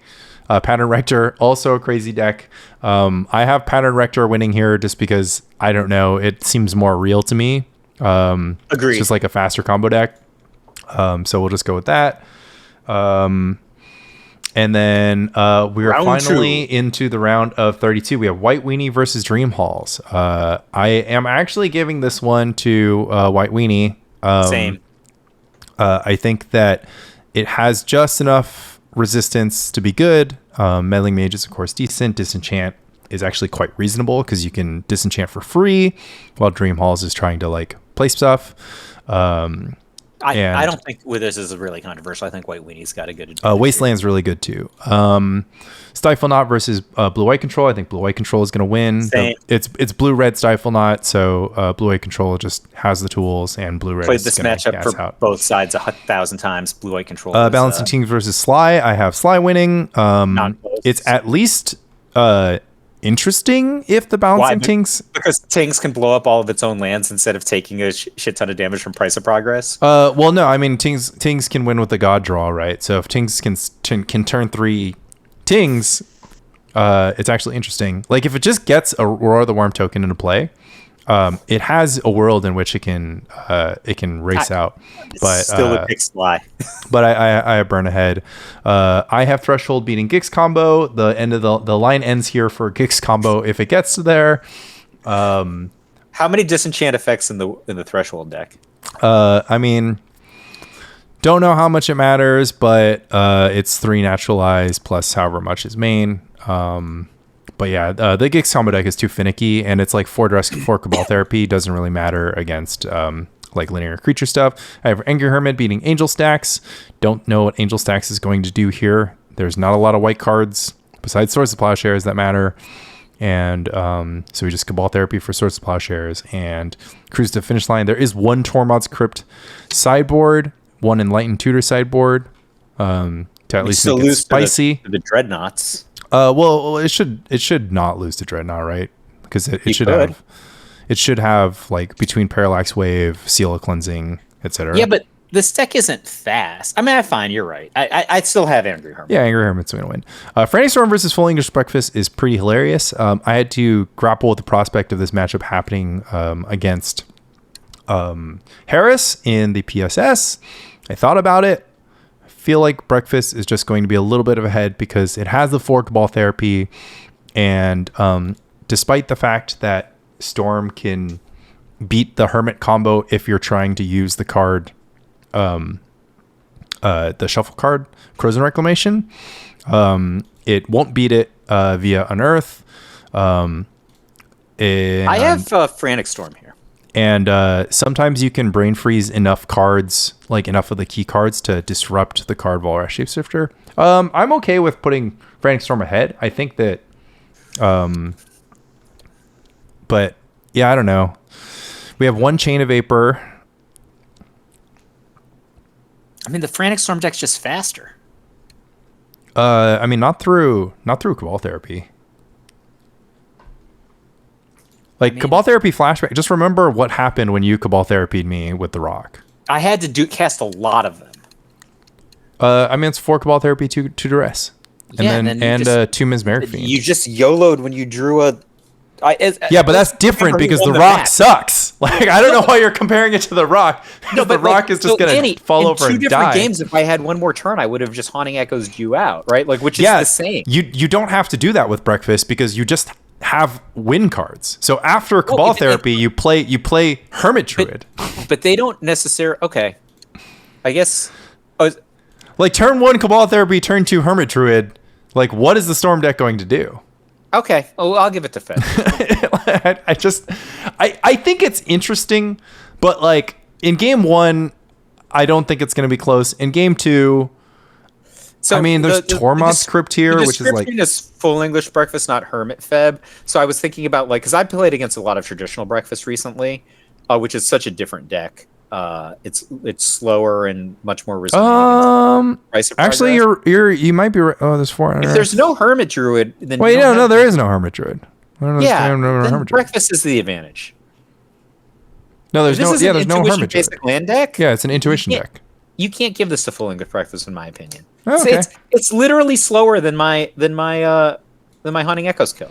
I think it probably. Well, it's not slower than nothing slower than the Rock, Mike. There's like literally no deck is slower than the Rock. It's of similar speed. How about that? Like it still gets to do survival. And once you have survival, you just need 5 mana to win the game. It's not winning on turn 3 or 4. That's what I'm saying. It's slower. Yeah, but neither is Storm.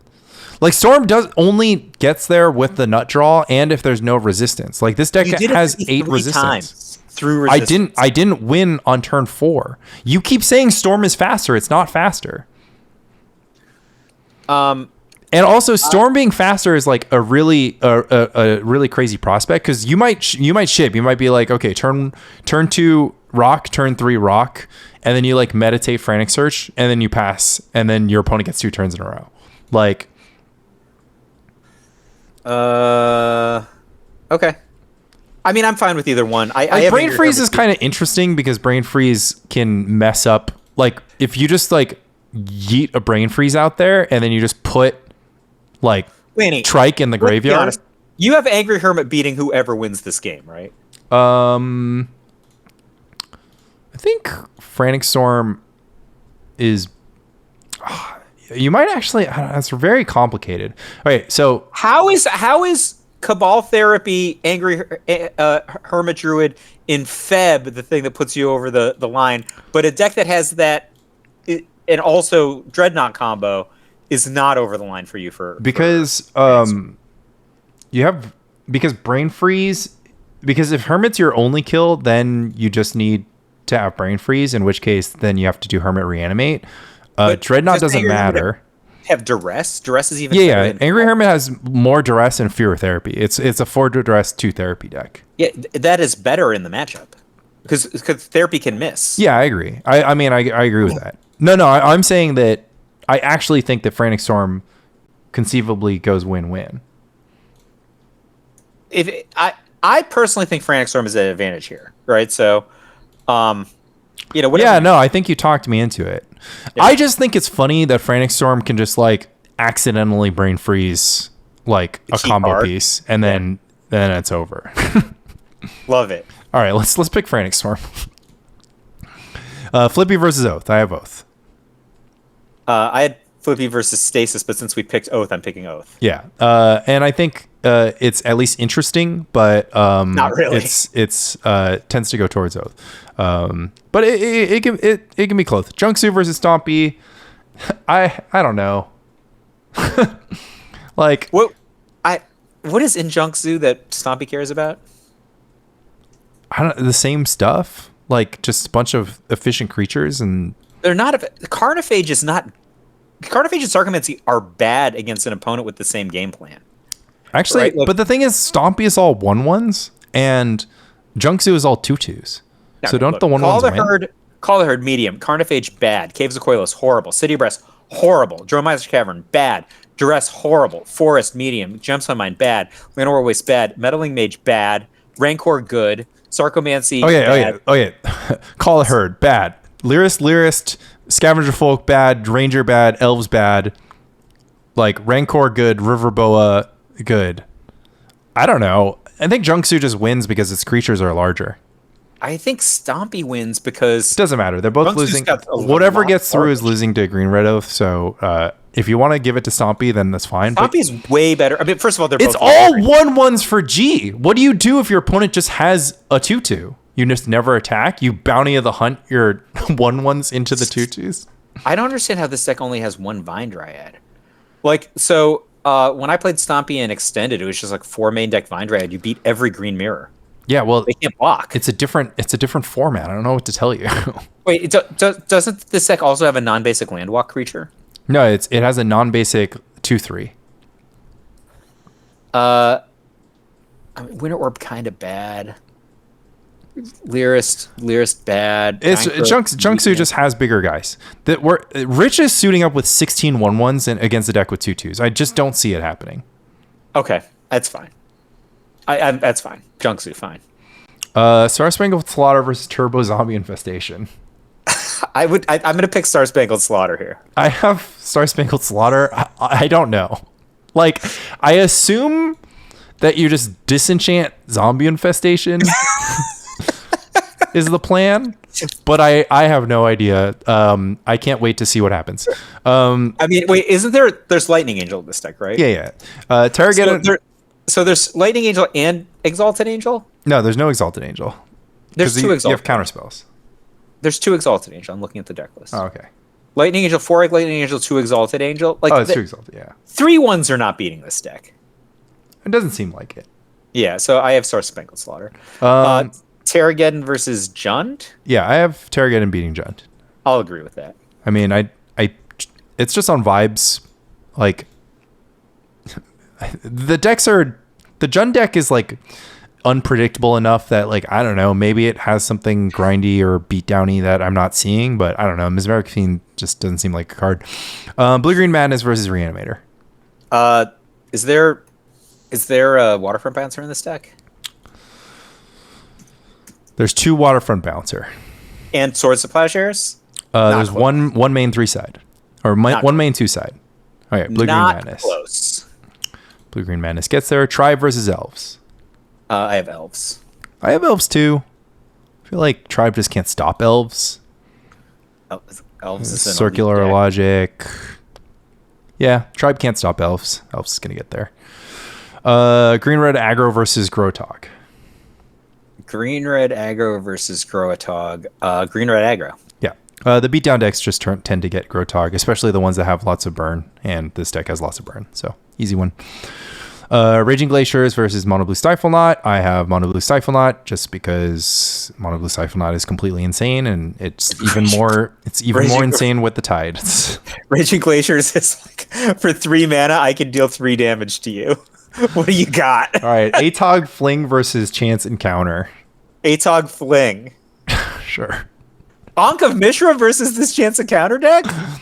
I mean, the Chance Encounter deck then gets to 10 you with their Parallax Tide if you do that. I don't know, man. Is it gonna get there with its? I mean, we Bloodstained start with a bunch of Vice too, which is hilarious. Anyways, This is Atog all these Fling. cards are great against. Jesus. Replenish versus Pan and Rector. Replenish wins. Replenish. Okay, on to the round of 8. White Weenie versus Blue White Control. Sorry, White Weenie. Yep, Blue White Control, Wrath of God deck, pretty good. I mean, White Weenie might Armageddon them, but don't think it's gonna happen. Burn versus Threshold. I mean, if Threshold plays right, how does Burn win? Armadillo Cloak, Worship. Intuition Worship is unbeatable. Well, it's one. That gives you 4 copies. Yeah, but you just mulligan. I mean, this is the strategy I had for. I mean, he only has 1 Intuition though, but that was like my whole strategy at the Spice tournament. You're going 4x4, so you have to get this all together, and then freaking Hoyt, man, he just played Lava Dart instead of but Earthquake. But also, the Burn deck isn't guaranteed to have a turn 4 kill. Right? Like, yeah, they are. There's only non-basic lands in this deck. Like, well, no, never mind. There's 4/4s, 4 planes. I spoke too soon. I mean, you can absorb a lot of damage. Just Call of the Herd and 3/3s and 4/4s. Like, it's. I think this is a pretty substantial advantage for Threshold. Do you think I like making this prediction? I mean, like, okay, I'll flip. I had Burn. I didn't look at the Threshold deck that close. I didn't think about Worship. Worship's pretty good, and we have no answers, so it's fine. Sly wins game 1 though, but actually it might not even, because like Threshold is just like a bunch of big guys. Yeah, you just might not get beat down, like especially who wins the flip. All right, Threshold wins. Angry Hermit versus Frantic Storm. You flipped me to Frantic Storm now. Frantic Storm should win for all the same reasons. Okay. Well, I mean, I guess I don't know, but it's just like, okay, well, I had Angry Hermit winning the tournament, so it's like very interesting, right? Because like, don't you just like, so what do? So Angry Hermit goes off, and then it flashbacks Cabal Therapy naming Snap, and then it has to have both Hermit and Reanimate, because if it just Hermits, then they'll get Brain Freezed. I think you're right. I think it's. Wait, it's blue. Don't you just like? Oh, but no, Lanny. Wait. I'm gonna veto this. I have Hoyt beating Carl. That's actually what that's. And no. This is what's gonna. You know what's actually kind of funny? I guess the Frantic Storm deck. Okay, so the Frantic Storm deck also has Words of Wisdom. Words of Wisdom. Oh man, that actually. So don't you just Merchant Scroll for Words of Wisdom? Yeah. And then you're like, okay, like this deck is actually pretty bad against Dreadnought. It only has 1 Chain of Vapor for Dreadnought. 1 Chain of Vapor for Snap. Oh yeah, you're right. It's Frantic Storm. Yeah, Frantic Storm. Green Red Oath versus Junksu goes to Green Red Oath. Sorry, Junksu. Junksu does have a bunch of Waxwayne, so anything can happen. Great. You need the Terravors first. The reason that works is you start with Terravor and then you have Waxwayne. If you just have like River Boa, it's not doing anything. No, I'm just saying for destroying Oath. Okay, well, it could happen. It could happen. Pitching versus hitting. Well, no, I think it's interesting.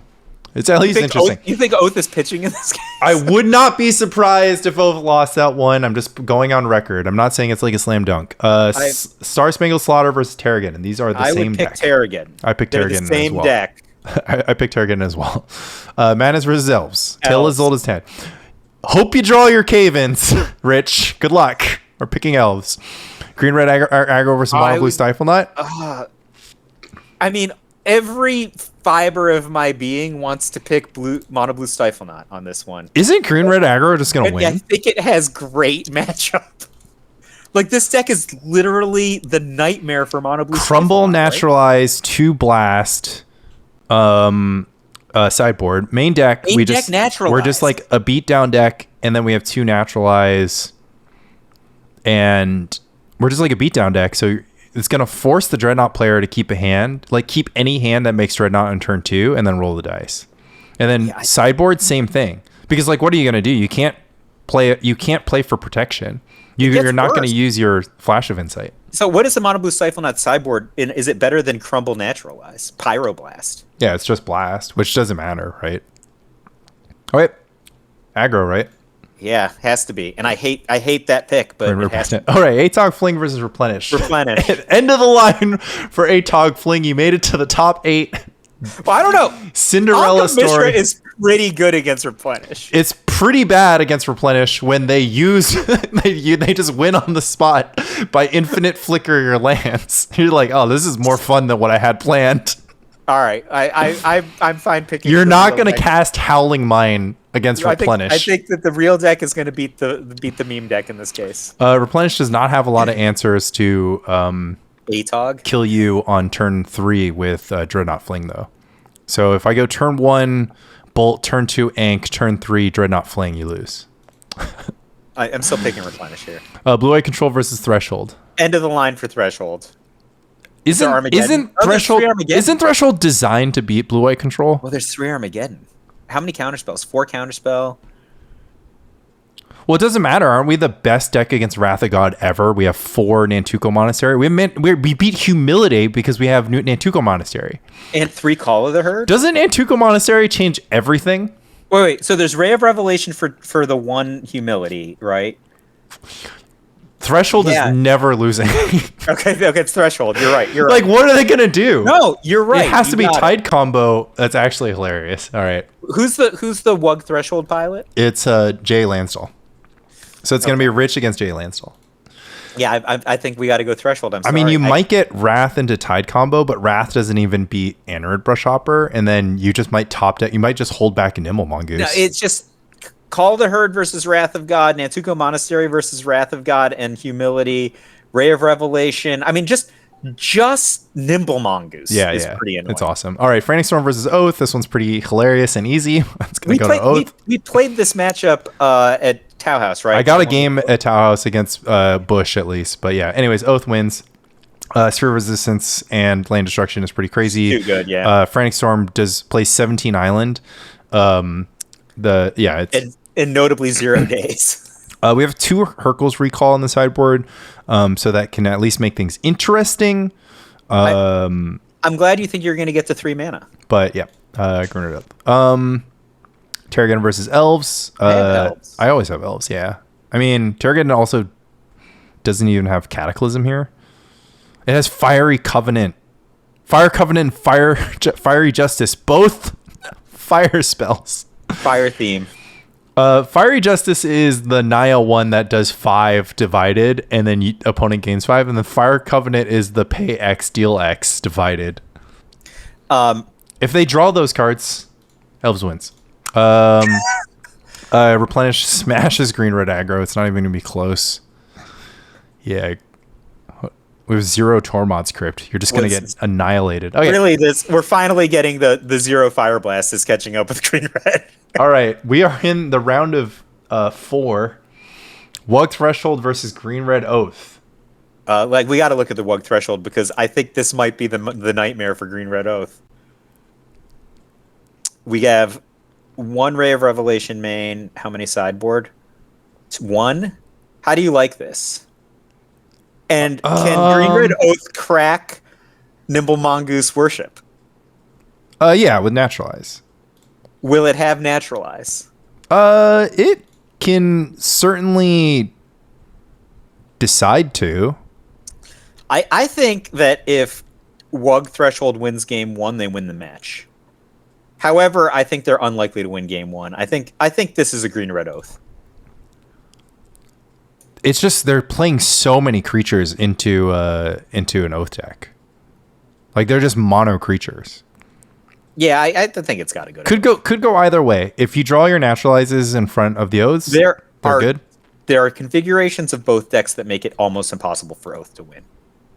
However, I think I would pick Oath. All right, picking Oath. Replenish versus Elves, easiest matchup in history. All right. What do you mean, Lanny? Replenish versus Green-Red Oath. The classic matchup. This is a coin toss. There's no Sabo's Web here. There's 3 Sabo's Web here. Replenish is going to win. Okay. I had Replenish losing to Angry Hermit in the finals, but in my original bracket, but I think I agree with you. This was fun. Rich Shea, in an actual stunner of stunners, wins another webcam event with Replenish. But this is like a really interesting surprise. Is that Green-Red Beatdown deck? Yeah, let's go. That WUG deck? I think that let's go tier 2 decks. Yeah, we learned a lot. Maybe this green red beatdown deck is like a thing. Well, it's just so it's very ATOG Fling. Should we just be playing? I think maybe we should just be playing ATOG Fling. ATOG Fling beats a bunch of stuff. Replenish, it's unbeatable. Replenish has such a chill ride. So What's new? I had Enchantress going farther, which at least made things interesting. Where do we have Enchantress getting cut off now? Green red. Yeah, against the beatdown deck. But I had Enchantress getting much farther, and it like basically in my personal bracket, I had Replenish getting paired up against Enchantress and then Elves, so it just gets to cakewalk into the finals. And then I had it losing to Burn in the finals because I had much more faith in Burn. But I get you now.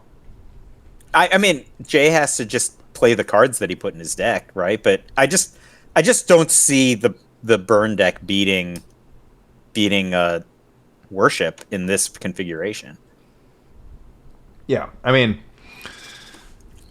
might not draw the Worship in the first 7 or so cards, or I guess like 11 or so cards, and then that's all she wrote. But Burn is Burn. Like, sometimes Burn wins, sometimes Burn loses. But yeah, that was exciting stuff. Do we have any other? We actually, it's been over a month. We haven't caught up on LobsterCon, so that'll have to be for our next episode. Wait. So you have secret LobsterCon podcasts that I wasn't in, right? Yeah. I just have to get it off of the hard drives and stuff. So there's all that. It isn't much. It's actually just deck teching Enchantress and Mono Blue. So it'll be good to deck tech Enchantress with Sam Black in the car and just like whatever. People would like that. They just like Yeah. I'll post it once I get the stuff off. We still need to do a podcast with Mano. Promised that we would do that when we were at LobsterCon. Oh, I wanted to ask you something. We got to line up 10 Arms and Levine as well. I want to ask you something that you put in our Discord. So, like, if you're not interested in things that Lanny and I talk about other than normal Spike Colony pre-modern topics, I guess you can tune out. I was just curious about something you said. So, Frank Karsten posted the deck breakdown for World Championships, and I said this didn't look anything like what I would have predicted for Standard. And I play Standard on Arena, but at a pretty high level, basically every day. And you're like, why do you think that is? And I wasn't sure to what degree you were like genuinely asking why do you think that is versus being like, that's because you're a Yahoo, and like. I don't think that you are a Worlds competitor, empirically speaking. Oh, I agree. I don't think that you're qualified for Worlds. So that's one aspect of it. But I actually do think it's an interesting question because Worlds is much, much different than Arena in interesting ways. So the thing that I would say that I found interesting is that, like, I felt very validated because on camera afterwards, Simon Nielsen was just like, I can't believe that black-blue mid-range is the second most popular deck. It's pretty bad. I don't believe anyone sleeved up for Worlds. And I'm like, thank you. And then the other thing was, like, the green-red decks all seemed horrible to me. And the only one that's undefeated is the one that's just basically the Arena deck, that JED is just playing the Leyline of Resonance deck and no one else is playing it. And the decks that are all doing well are like just the Arena decks, or like, like the Oculus deck and everything. And then like it really reminded me, and this isn't because I'm not a Worlds competitor, it's just like in the Arena age, right? Kai was the first person who said this. I think you're just like, you don't have to be on a super team. You just like look at the decks that are performing on MTGO deck lists or Arena, and you have a pretty good deck. And that in the Arena age, you have it's relatively, it's not unusual, but basically you have these iterations that are like Team Handshake, which is first or second best team in the world, will do something like add Light Up the Night to an existing archetype, like black red, Rakdos midrange, and that puts it over the top. They win the Pro Tour as a result. But it's not that different from that, right?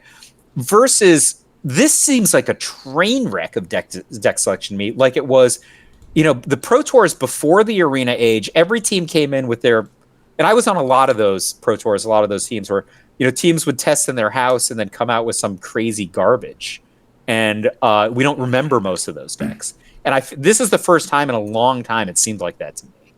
Yeah, I think I think that's like pretty interesting in the information age, which is just that like all these deck lists, like Standard is just a format that's just played like infinitely, millions of games a day, and you can't like breaking it is much more difficult. But I honestly can't comment because I don't know what any of these decks do. I don't know how they play into each other. Like, I can just say that, like, taking it back to pre-modern, like, let's imagine that we had pre-modern Worlds and it was like 64 players, and it was like 64 of the sweatiest players. Like, we're talking all the people who back-to-backed, you know, top 8 Monster Con, like the Rich Shays, the Brian Seldons, and we just like get a bunch of them, and we're just like, you're gonna play pre-modern, and the price is $100,000. And yeah, it's Hall of Fame. Like, what would you do? Would you play Burn, or would you play like Replenish with 4 Sabo's Web main? Like, you know, if it's me and I'm one of the sweaty players, right now I'd probably play a Burn variant, whether it's fuck it, we call it, like a green red. Yeah, and the reason for that for me is that's the deck that I'm going to execute the best with, right? I think. Well, no, it's $100,000, so you're gonna testing team for like for like 6 months. So the thing that's crazy is just like I watch Jim Davis play every day, right? Like I watch his stream, and Jim Davis was like, you know, 4-2 at the end of 6 rounds, or like 5-2 at the end. And so like that's a player who I'm familiar with Jim Davis and like what he will play, right? And what team he's on and everything. And so, you know, one of the last videos he posted, he literally played the deck to an undefeated record on his stream that I wrote about this week on Cool Stuffing. So it is weird to me that like the decks that people selected are so different from the decks that I'm familiar with, right? It's not like, oh, okay, I missed something, right? I missed like one deck. Like the delta on the decks that are being played at Worlds is radically different from everything that I'm seeing. And the thing that's validating is arguably the best player in the world, Simon Nielsen, just like everybody else got it wrong. Sorry, bro. And also like the decks that seem to be doing the best are the ones that actually look pretty normal to me. Yeah, I mean, that's a little bit of results-oriented thinking. I mean, we also have to like see once the actual data shakes out. Oh yeah, the top 8 has to shake out. Yeah. But pre-modern Worlds, 64 players, the same thing happens. Like, you know, Fran's playing. You know, Fran has been talking about this Allurn deck, right? And then you've got this like other deck, which, you know, you've got your Burn deck, but you don't want to play Sulfuric Vortex. You got your Burn deck, and you're like, oh well, I can't play green red Burn because some people are gonna bring the Raska deck, like, so like green red Burn can't beat Surf and Turf.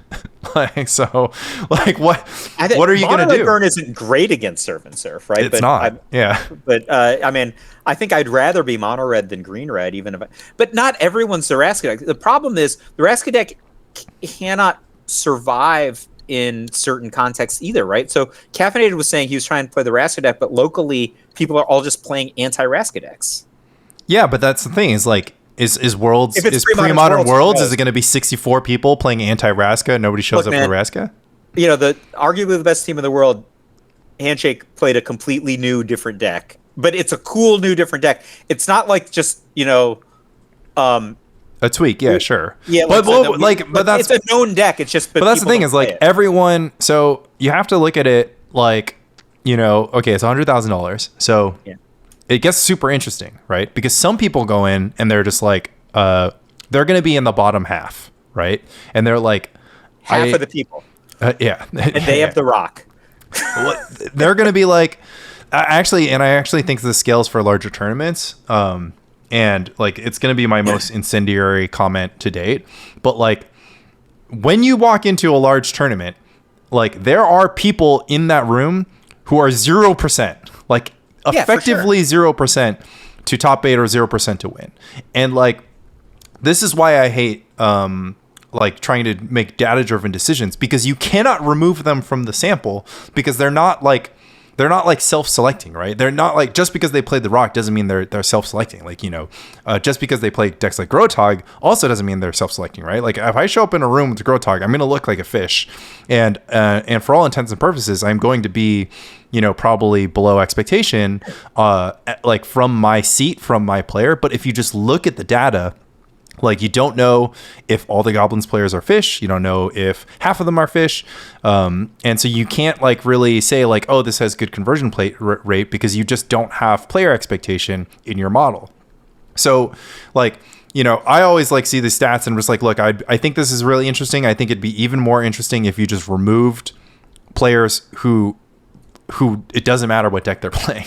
Like, and that's just, you know, maybe you feel differently. Maybe you feel differently about Magic. This is just how I feel. If you're going to play 9 rounds, like, you know, it's survival of fittest situation. I mean, you're 100% right. I don't even know why that's an incendiary comment. I think it's an incendiary comment because I think that people like, okay, I mean, I guess I will add that just because, like, if you have that view about yourself, like, you know, Spy Colony might encourage you to get better and improve and work on everything. The way that we used to do it is just like, let's say you play this tournament 10 times. I win it 1 out of every 10 times. You win it 1 out of every 10 times. Like, Rich wins it 1 out of every 10 times. And then, like, somewhere, like, you name a couple of people and then, like, the field wins it 30% of the time. Yeah, like, that's actually how it goes. That's a great way to put it. So, yeah, I mean, I think in pre-modern, there's like there's also like fun involved. But I'm just saying, like, strictly speaking, winning tournaments, there's some people who have a tremendously low expectation. Yeah, but they're just in the field, right? But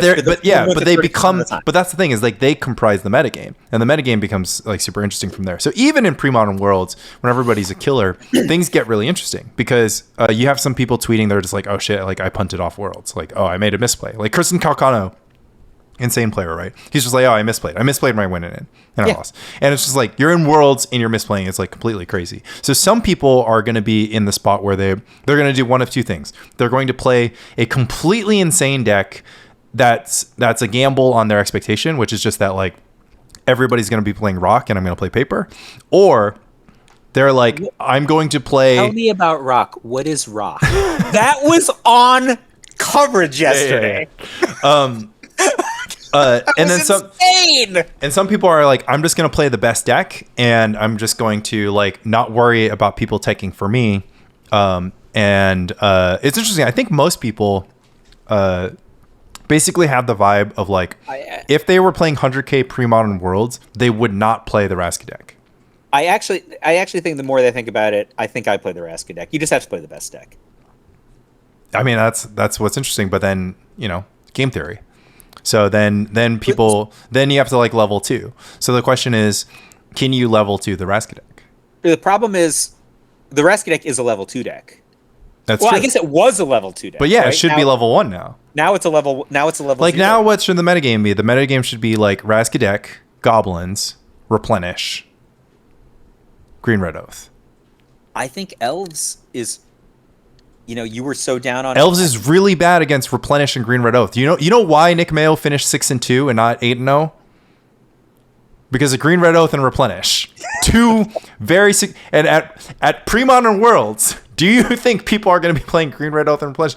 It doesn't even shut the door against Dreadnought. Like, Dreadnought is still going to 40% you by just being like, okay, I have it. Yeah, I think I just have to probably ball then if you're going to say that. I lost the mirror match and to Oath, where I had 3 live draws. I drew a 1-mana burn spell or a land for 3 turns. I win that match. I just didn't draw a 1-mana burn spell or a land for 3 turns. Well, I mean, just like think about this metagame. So is burn. Well, how do you feel about burn versus goblins? How do you feel about specifically green red burn versus goblins? Oh, I would play mono red burn. I think, not green red. Okay, burn. So how do you feel about mono red burns versus goblins? I beat it on camera twice. Like you were right, Lanny. The deck I'm good at is good against goblins. All weird. I did was play right. It's weird. All I did was kill all their guys, and then I won. You're like, oh, that was a really long video, Lanny. It's like, that's the point. It's really hard to lose. I played for 3 hours, and I didn't lose. If you'd like to watch the video of me playing it on camera, it was not a long match. I know. I played 5 matches. So you have your burn deck, your mono burn deck. What are you gonna do against Raska? You're just gonna take your 40%. I'm better than I am with green red, I think. And you're still a dog. I think I'm a 3-game favorite if I win the roll. Yeah, I think that's risky. I don't think I'm much of a favorite. And then what happens if the world, like, because all the Oath deck has to do is just like sideboard 4 Zernorb instead of 3, right? You can't, if you're the red deck, you got to suck it up that if people want to beat you, they can beat you. But if the Raska deck is the deck to beat, they're not only trying to beat you. That's the thing. Like, you're the Green Red Oath deck. How are you going to beat the Raska deck right now? What's your configuration? The Green Red Oath deck never beats the Raska deck right now. It just doesn't happen. It's not playable. You have to play Goblin Tinker. So I think you're a dog to burn, even with 4 Zern or like that does create some substantial percentage for you, but you're still a dog, right? All right, you're a severe dog to the rest. What's happening is you're saying that level 1 is Raska deck. Level 2 is Raska deck means no more Oath and Replenish. We talked about it in our podcast. We're like Oath and Replenish. Like we designed the Raska deck, or rather Raska designed the Raska deck to defeat Oath and Replenish. So you can't play Oath and Replenish at Premodern Worlds. So now Goblins gets better. You have to play Goblins. Elves gets better.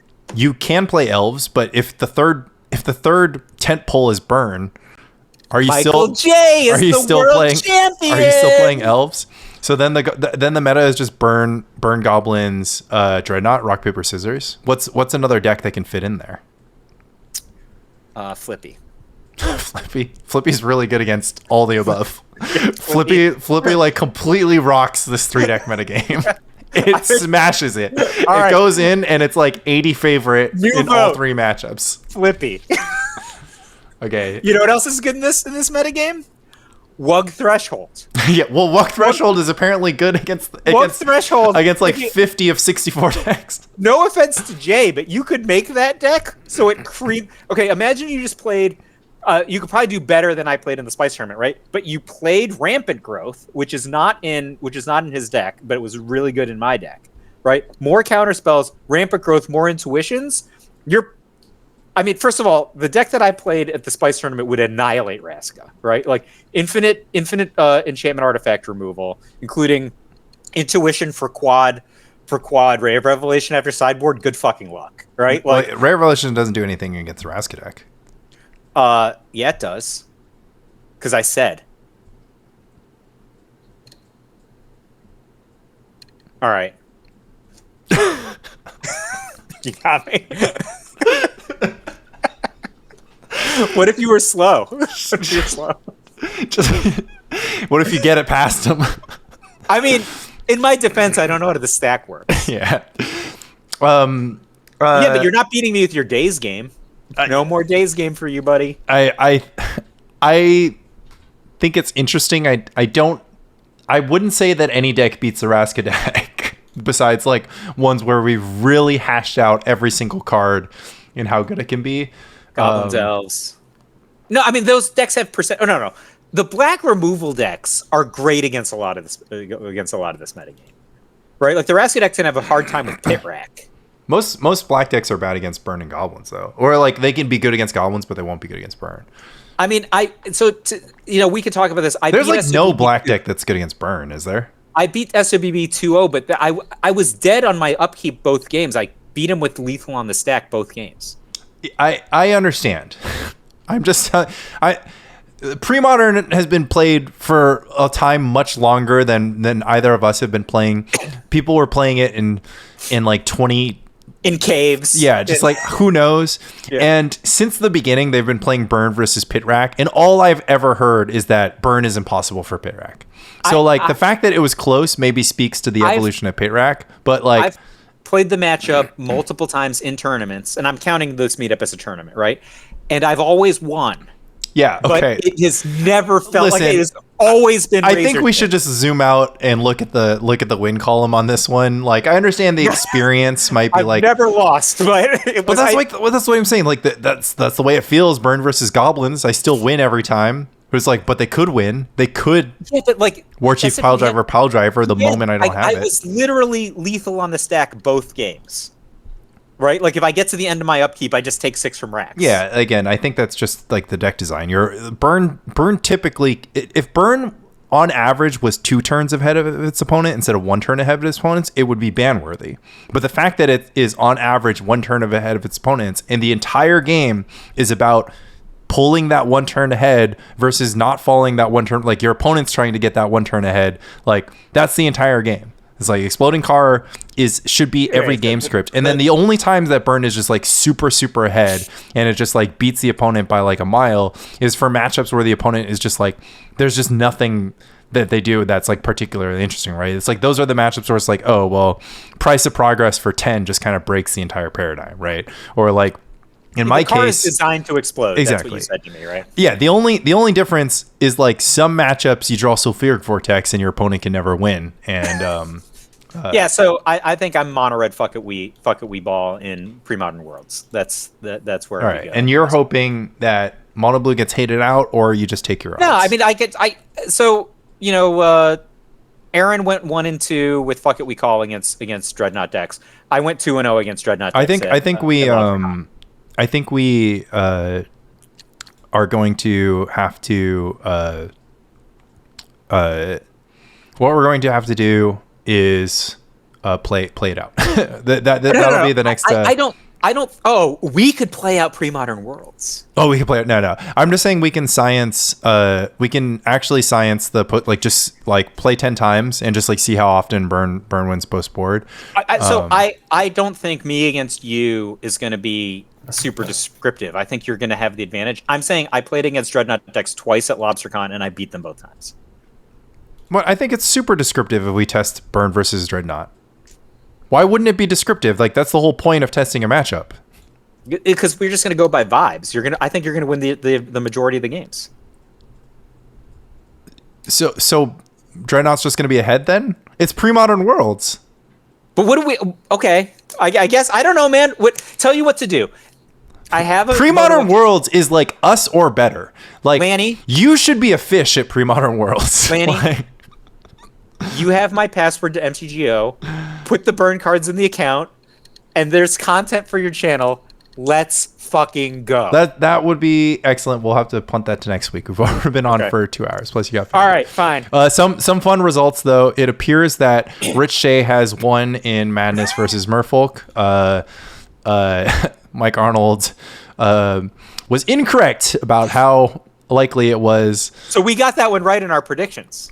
Yeah, we got that one right. And then Nice. Angel Stacks is in instant premiere, so we can't spoil it. But it does look like the Cleric's deck has. It looks like they're de-sideboarding, and the Cleric's deck had a 18-8 life lead on Angel Stacks. So if I'm guessing based on what I'm looking at, because they've completely de-sideboarded, I would guess that the Cleric's deck has won. But we'll get official. You can check Guantlet and Discord, etc., for official results. Thanks for watching, everybody. I dropped a video on YouTube. It's Bant Stifle Knot. You should go check it out. What deck were you playing at the meetup? You just like you said. Oh, I just played Esper the Rock. Yeah. What does that mean? I didn't know what that. I just played every single like top 5 card in Esper colors. So I just played like Meddling Mage Vindicate, Gerard's Verdict, Duress, Exalted Angel, Plowshares. And how did you do? I went 2-1, and then I went home. 2-1 bounce. Okay. Yeah, 2-1 bounce. I mean, I had the rock outcome, right? I won 2, and then I lost 1, and then I was like, okay, well, I'll probably lose the next one. Yeah, so get out of here. Yeah. It wasn't particularly interesting because the mana just didn't work, and like I think this would be the subject for another podcast, but I've just been like staring at lands, and I've been like trying to think. So I have just this thesis. My thesis is pain lands are nearly unplayable in control decks. I mean, Carpooza Forest was good for me, gotta tell you. Yeah, I mean there's the difference because you have some agency over your opponent's life total. But like if you're like a Dark Art Waste is just like so bad, and you have to play it in every blue-white control deck, and it's like one of the big reasons why blue-white control is bad. So I was like making this Dreadnought deck, and so one of the reasons why Surf and Turf works is because it gets to play mono blue control some of the time, and one of the reasons why it gets to play mono blue control some of the time is because it takes no damage from its lands, and it's not vulnerable to wasteland. So I had the idea to change this concept, and I tried things like Chromatic Sphere, and I tried Mox Diamond and stuff. But basically, and I tried the bounce land, the lair lands. I tried Undiscovered Paradise. So I kind of played around with all these lands because my idea was like I can't play City of Brass in a multicolored Dreadnought deck, because if I'm ever the control, like the City of Brass is going to deal like 8 damage to me, and it's going to be a problem. I have emerged from that conclusion with like you can't make mana work without Pain Lands, and like I'm not sure where to go from there. Like I don't know if you can design a deck to go along on Pain Lands and instead whatever, because I'd be in spots where I'll be like Armagedoning instead of tiding, and then I'd kill my own colored source. And then most of the decks that like have these kind of mana configurations can combo kill. Yeah, right. So, almost like, all of them. Yeah, so like all the good ones. I mean, the Esper control decks that I see that have like any semblance of performance are like tons of basics. They're just like based on polluted delta and drawing extra. Yeah. No, I maxed on basics. I played 2 Chromatic Sphere, but I think that you kind of have to like play like Saltmarsh Coastal Tower, but it's awkward because you actually You're really gonna get run over by goblins every time. Yeah, but you got to lose to something, right? It's like you're not brewing a deck that's going to beat every single deck in the metagame. You got to start somewhere. Not with that attitude. Yeah, I mean, I guess it takes. Speaking of time. Brewing, I have to be in Austin the week of the Big Apple Highlander. I'm going to see if I can get back in time. Oh, okay. That's going to be a tight one. All right, so. I guess I lied. I said people who weren't interested in Premodern could piece off the podcast. Hopefully, none of them did, because this last part was mostly about Premodern. Yeah, I mean, I was trying to steer the ship back to where it needed. You did a handsome job of that. Premodern Worlds. There is going to be the Premodern GP organized by Flippy in Frankfurt, Germany. That's going to be sometime next year. It's going to be day 1 Premodern, day 2 IPA and Onslaught block draft. Wow, so where are they getting the packs from? They're buying them. They're buying them. They're just sourcing the packs. Wow. Okay. So the Premodern GP, LobsterCon got announced. It's May of next year. Keep your eyes peeled for the sign-up date in December. Probably not going to sell out in 30 seconds like it did last time, because we're splitting the demand, right? Yeah, I think it like the Mano and DFB said that there's like only like a few dozen dual citizens, and I don't know. I feel like there's like a ton. Like our house was like half dual citizens. Like we had only by circumstance, right? Like no, not necessarily. Obviously, some people didn't get into the side event, but a lot of people were like super happy. Like Tolar would have been fine to play old school. Yeah, like sure. Charles Dix and Sam Black were all in on old school.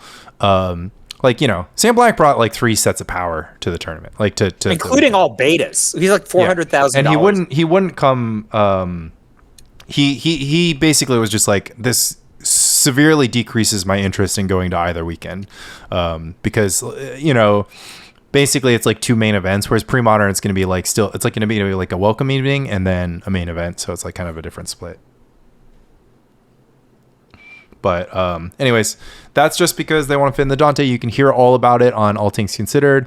Duress Crew launched a podcast. It's excellent. Go check that out.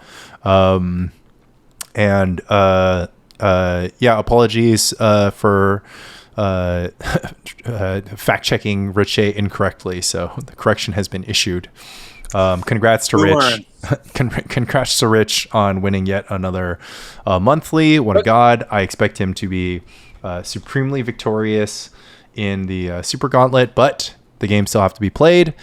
Super Gauntlet matches are going up on YouTube as they happen. Blade of Llanowar on YouTube. Shout out Michael Arnold. What is your value picks for next year if you got into the Super Gauntlet? Next year, my draft is going to go first round. I'm going to try to get Dreadnought. There's a ton of Dreadnought decks you can get. There's 2. You can play Tempo Dreadnought or Control Dreadnought, basically, or Combo Dreadnought, I guess. But like but like there was like sort of 2. There was sort of 2. But like I would like Mono Blue Dreadnought would be like my target for round 1. Pick, yeah. If I am late, it went super early this time, right? It went first. It went first overall. So I would honestly like just pick my tier list, right? So I would just go to spikecolony.com No, tier the list. value picks of the thing is interesting. Like I know, but you have to walk down the draft. So Yeah. in the first few rounds, all your goblins, like whatever, are gonna go. So one of the things I would try to do is I would try to get Grotog in round 3. I think Grotog shouldn't go in round 2 in most drafts. I think it should go in round 2 in most drafts, but I think exploitatively you can try to pick it up later in round 2 or in round 3. I think Elves is obviously overrated. I think Terrageddon, right? I think Terrageddon is slightly overrated. I would try to get Black-White Control. I would actually try to get Blue-White Control on value if other people are like Blue-White are tied. Mono Blue or Blue-White Control. I think getting those on value would be good. I think Contamination and Stasis are great value picks. I think Stasis went in round 1 because Carl just really wanted to play Stasis, which I don't think he needed to take it off the board that early. I think it should just be gone on value. And then, like, if we're talking around 5 or 6, that's when I'm looking for Devourer, Fluctuator. You think those are going that late? Threshold variants. 5 and 6? Like, I'm thinking, like, those are real archetype decks. So the ones that I'm thinking of for value are like Wug Threshold, Jund, Green Red. Yeah, Jund in the last round. Well, all those decks that we had, we had those. I would try to pick up Storm late, right? All those decks that we had that were like looking at them and we're like, these are super solid. Yeah, Jund is just the rock. Like, so the rock goes in round 2 or 3 a lot, and like Jund is probably a lot later. I think I'd have Jund heavier. Yeah, I guess. I think that underrated decks would be like White Weenie, Dream Halls, Contamination. Welder Survival I think is underrated, but I do think it got picked early. I think the Balancing Team is actually pretty underrated. I think Sly is overrated. I think Life is overrated. But you had Sly winning in your bracket. How could it be overrated? What? I think Sly is like... Sorry, what did I say? I was reading wrong. I think Parfait is overrated. Because Sly went bottom of round 1. Right? Well, Parfait, Sly simply can't be underrated, right? Because it'll just go in round 1. It's not going to go to round 2. Yeah. Right. Angry Hermit is underrated. Storm is underrated. Flippy is probably underrated.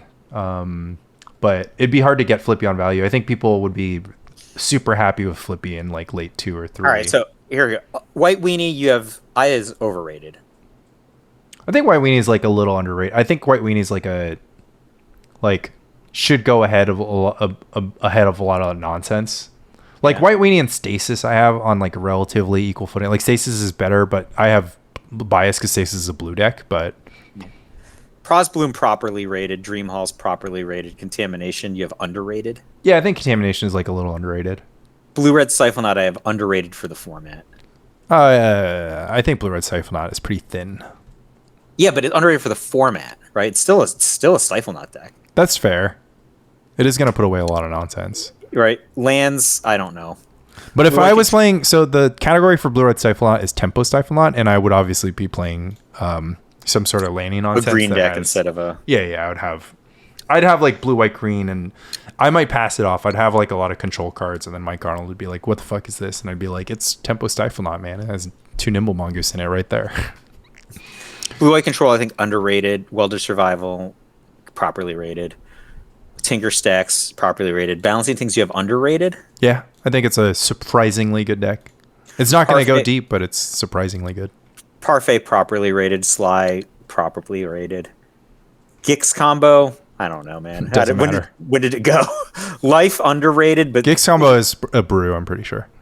Okay, Wug Threshold, way underrated. Yeah. Way underrated. Yeah. I agree. Broccoli Soup Brew, Draco Blast underrated, Angry Hermit underrated, Angel Stacks Brew, Screeching Clerics Brew, Frantic Storm underrated, Tradewood Survival probably properly rated. But that's the Super Gauntlet. Super excited to see how it shakes out. It's already super cool that matches are landing on YouTube, and just awesome stuff all around. Good luck to all the competitors, except for Riche. He doesn't need it. Bad luck to Riche. I mean, it's got to make it fair, right? He can't just like half replenish. Maybe if I think somebody should have probably hate drafted replenish off of Oh, him. I mean, absolutely. Are you kidding? Just that's a little too strong. Everything else can be the same. Like I'm excited to see him play Ponza Rich got and Parfait, Replenish, and Blue White Control.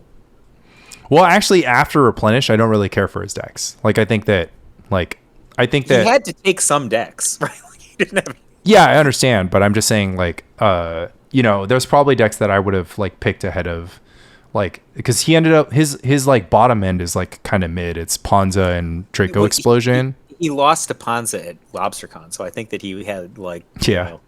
brain damage from that or something. Yeah, there you go. It's just imprinted on his skull. Fair enough. But yeah, this has been the Spy Colony podcast covering the Super Gauntlet. Love Spy Colony. Love Mike. All right. Thanks, Lanny.